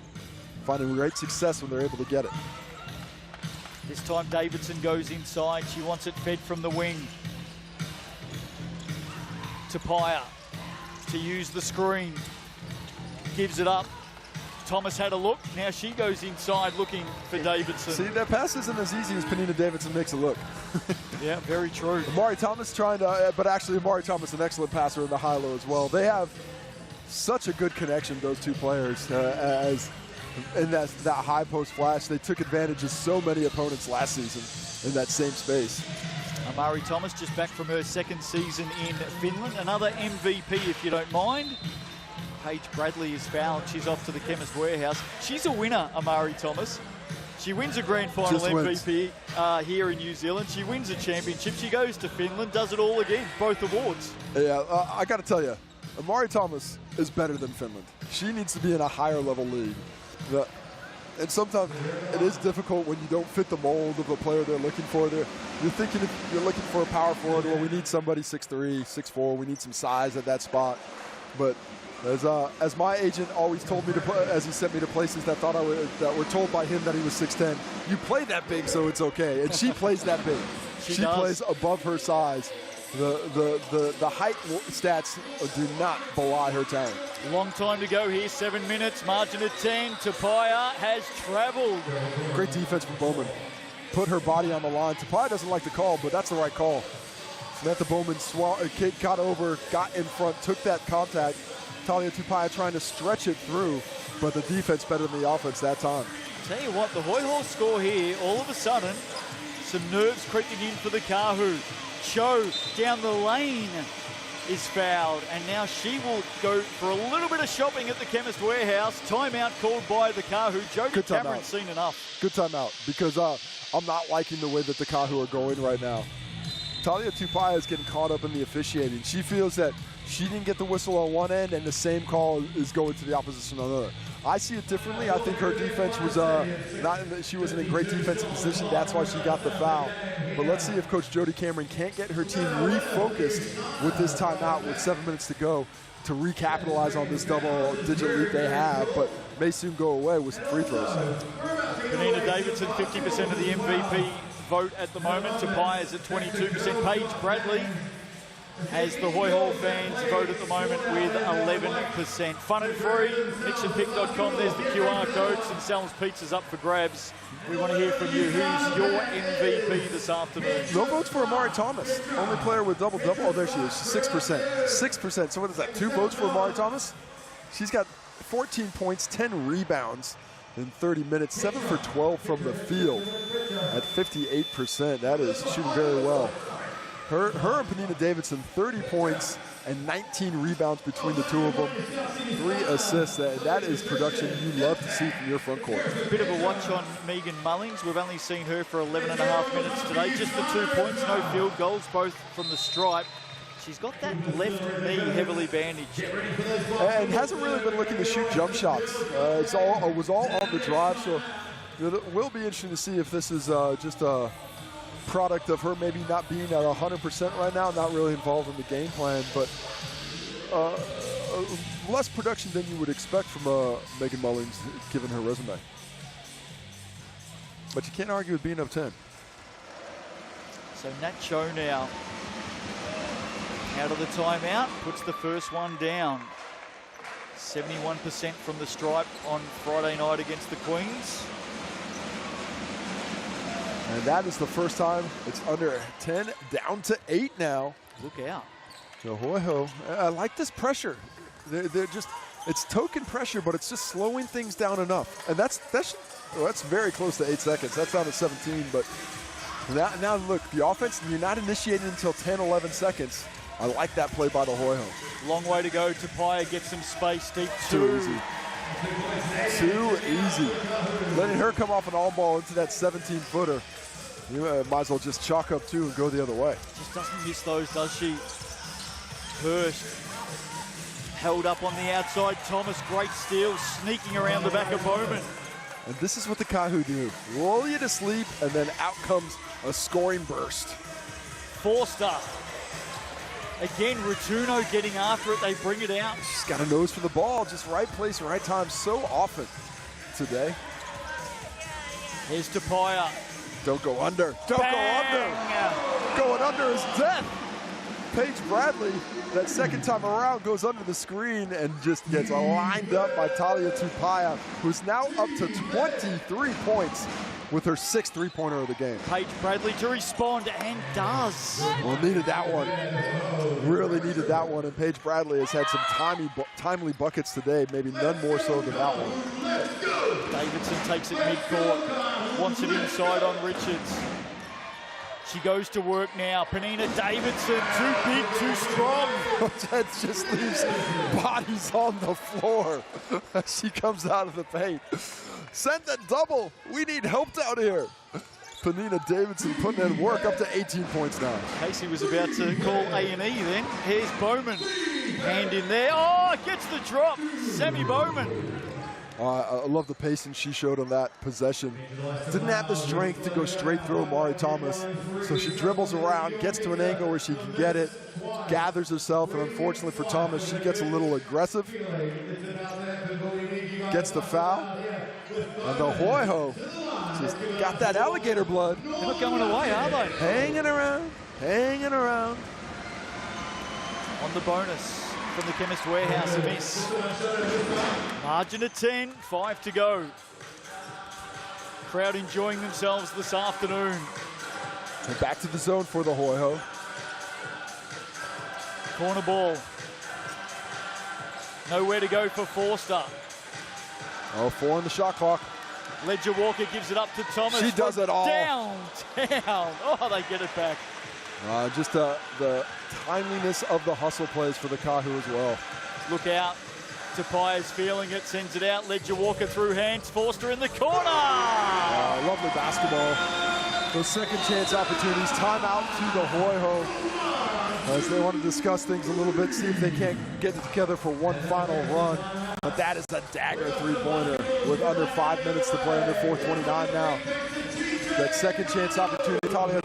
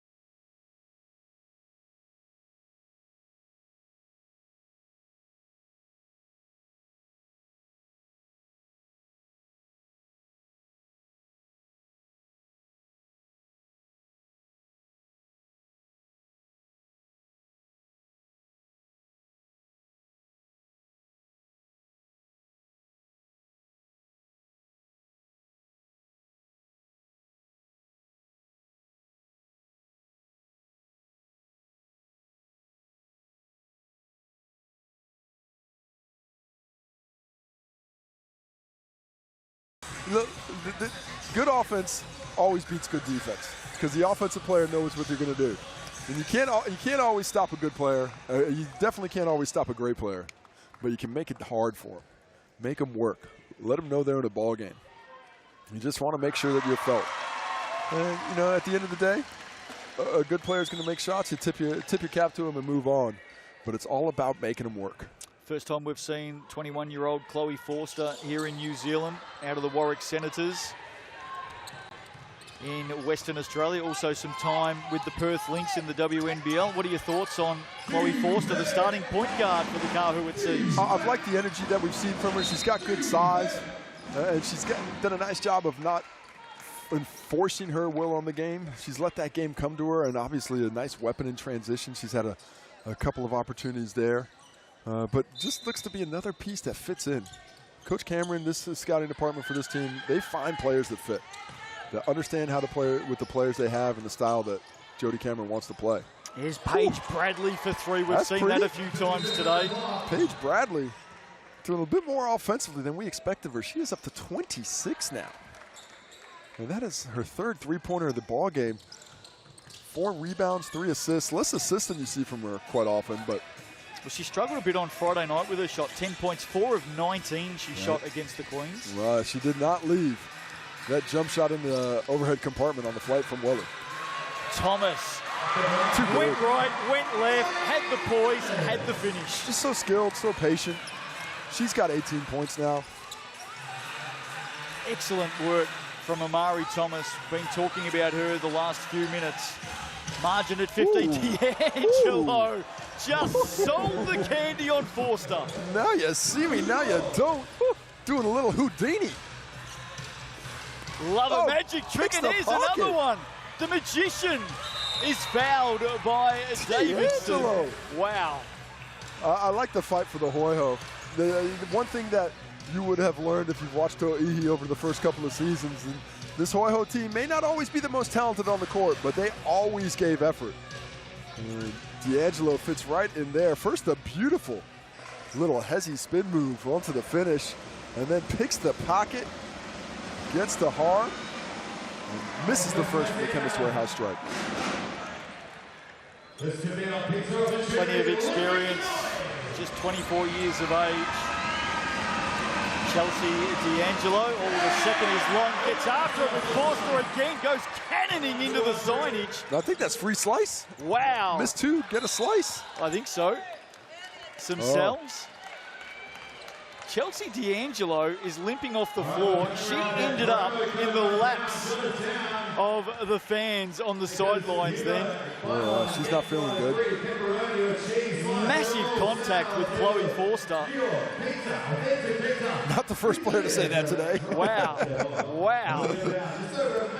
Chloe Forster, Lotuna. Oh, Talia Tapia making a late run at the MVP, by the way. Well, she's got up to 23 now. You can see why. Still got some time to get your votes in. Scan that QR code. Oh, if Mari Thomas keeps scoring, though, she's going to put her name higher on the list. Oh, look at Panina Davidson. Say, give me the rock. Gets it. Turn around. Switched up. Panina Davidson. 20 points for Davidson now. That's my MVP still. Let's give it to a center. Simpson into the action. It ends up now with Bowman outside. Gallagher feet set. Ball down for 3. It's a bad double there by Panina Davidson. Wanted help in the post, but Thomas had all the work done. That was never going to be an easy shot. May not see a BNZ player timeout here. Margin at 12. Every point does count, though. Need to think about that. Forster, offensive foul. Panina Davidson just sticking that right leg out. That picks up her 4th personal foul. 4 out of 5 starters in double figures for the Kāhu. Just Megan Mullins not gracing 10 points. Limited minutes for her, just over 11. 6 personal fouls, of course. In GJ Gardner Homes Tauihi, there's that last 3 from Sammy Gallagher. Back live. Maybe another one. Oh, yes, indeed. Keep it going. Samara Gallagher banking one in for 3. Oh no, don't want to foul there. We've got a BNZ player timeout amongst all of that. With 1.2, the Kāhu will advance the ball. Margin at 9. And your last chance this afternoon to scan the QR code for the BNZ ticket to the big game. Thanks to BNZ, 5,000 tickets to give away to school groups, sports groups and community groups. You can come along and see a game of Tauihi. Scan the QR code, fill out your group's details and grab your tickets to the big game with thanks to BNZ. What a wonderful, wonderful opportunity. And you got a big group? Don't be shy. You can get 100 people to the game. I think you can get 100 tickets. You can get 100 tickets. There you go. Make those requests. We're trying to make sure everybody who wants to see a game this season can see a game thanks to BNZ. 2.8 points count. Tapia, she's not really bothered with it, and that'll do us. Margin at 9, 87-78, a win for the BNZ. Northern Kāhu, the reigning champs, are on the board in 2024. The Southern Hoiho will return home with 2 losses. for the opening round, going down to the Queens on Friday night by 5 and to the Kāhu by 9 this afternoon. Good crowd, good energy, good excitement, and the champs are back. Champs are back indeed. Solid performance where they never really seemed as though they were that perturbed by anything the Hoiho were doing. Felt very confident in their activity. Looked like they were going to be able to play at that speed all day long. Well, with thanks to the fans, Casey, you will be interviewing Penina Davidson. She is the game MVP, according to the viewers here this afternoon. 43% of the vote. Talia Tauihi, what a game she played. That third quarter really opened it up, didn't she? 33% of the vote. Really like what Paige Bradley did today. Good bounce-back game from her. She had 9% of the vote. Amari Thomas may be a little bit unlucky with 3%. She was on fire, the grand final MVP of season 2023. All business though, doing the job. The Kāhu, Casey Frank, has the star of the show this afternoon with him. Let's head down sideline. Here he is with Penina Davidson. Penina, excellent effort. A little closer maybe you would have liked down the stretch, but what did the Kāhu bring out of tonight's performance? Well, it's only been our 6th session together, so I think we did well, and it was just a nice first hit out. And hopefully we can keep, we got a really, really tough weekend next week, so hopefully we can just keep rolling. A lot of things look like it wasn't just your 6th session. The partnership between yourself and Amari looks like it's in mid-season form. Oh, that's a 2nd season with her, and it's kind of not hard to play with Mari when she just has so many easy targets. So. And Talia Tauihi, the way she's come in, looks like she's back to 100%. Has certainly had that jumper going. What does her presence do to your squad? I mean, how many does she have? 23? Yeah. T can get a shot up so easily, but just as easy as she can shoot, she can also pass. So it's amazing playing with her.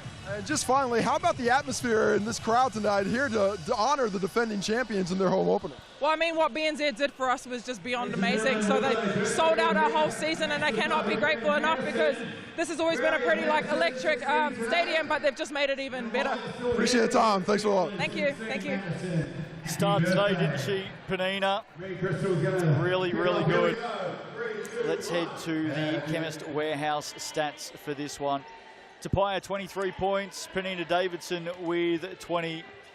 Paige Bradley ended up with 26 for the Hoiho. The Hoiho actually levelled the second half in the end, 40 points apiece. The final margin at 9. That's the way it was at halftime as well. Amari Thomas on the boards. Penina Davidson with a double-double.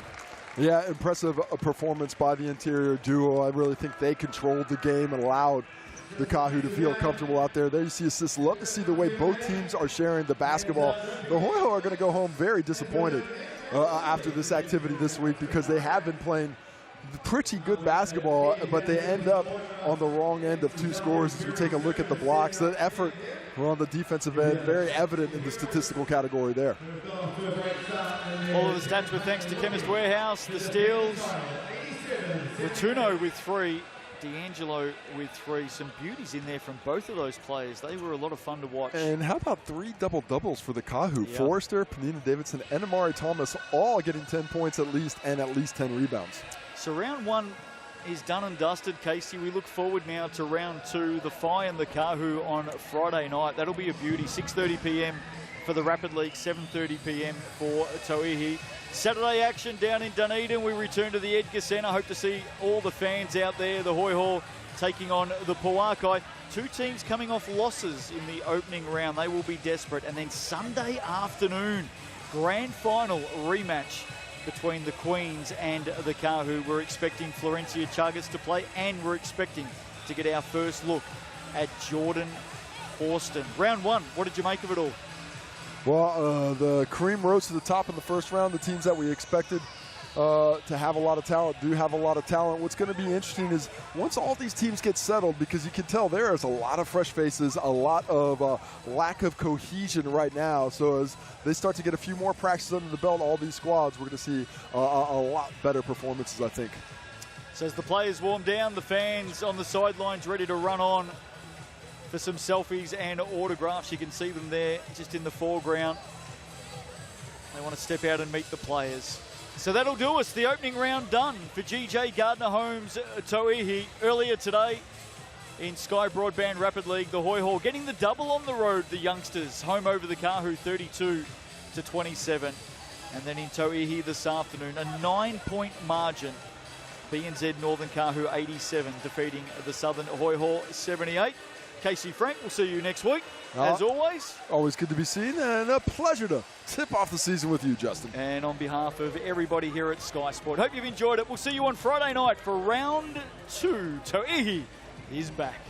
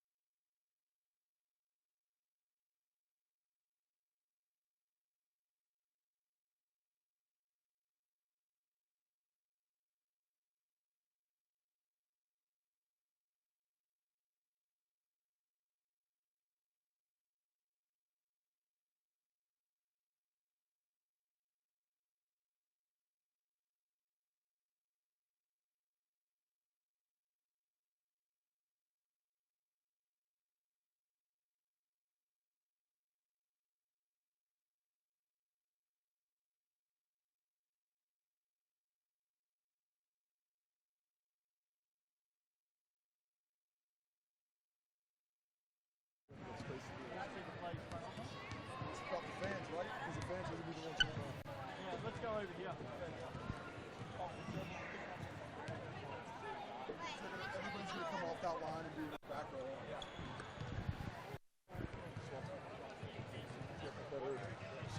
1 2 1 2 1 2 1 2 1 2 1 2 1 2 1 2. Just want to get try and get us and fans in the background and all that sort of stuff. We might just come this way a little bit.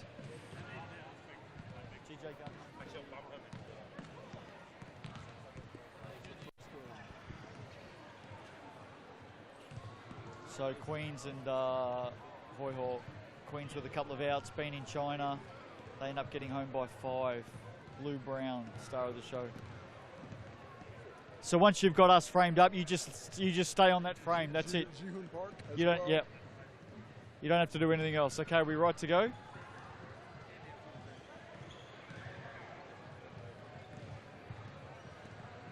I was going to say, I was about to say that. I was going to say, you sure you got us in right frame here?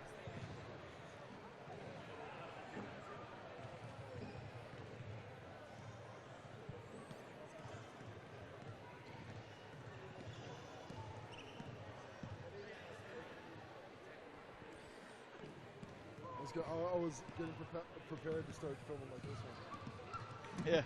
Yeah, I'm thinking, it's a little bit too short to me.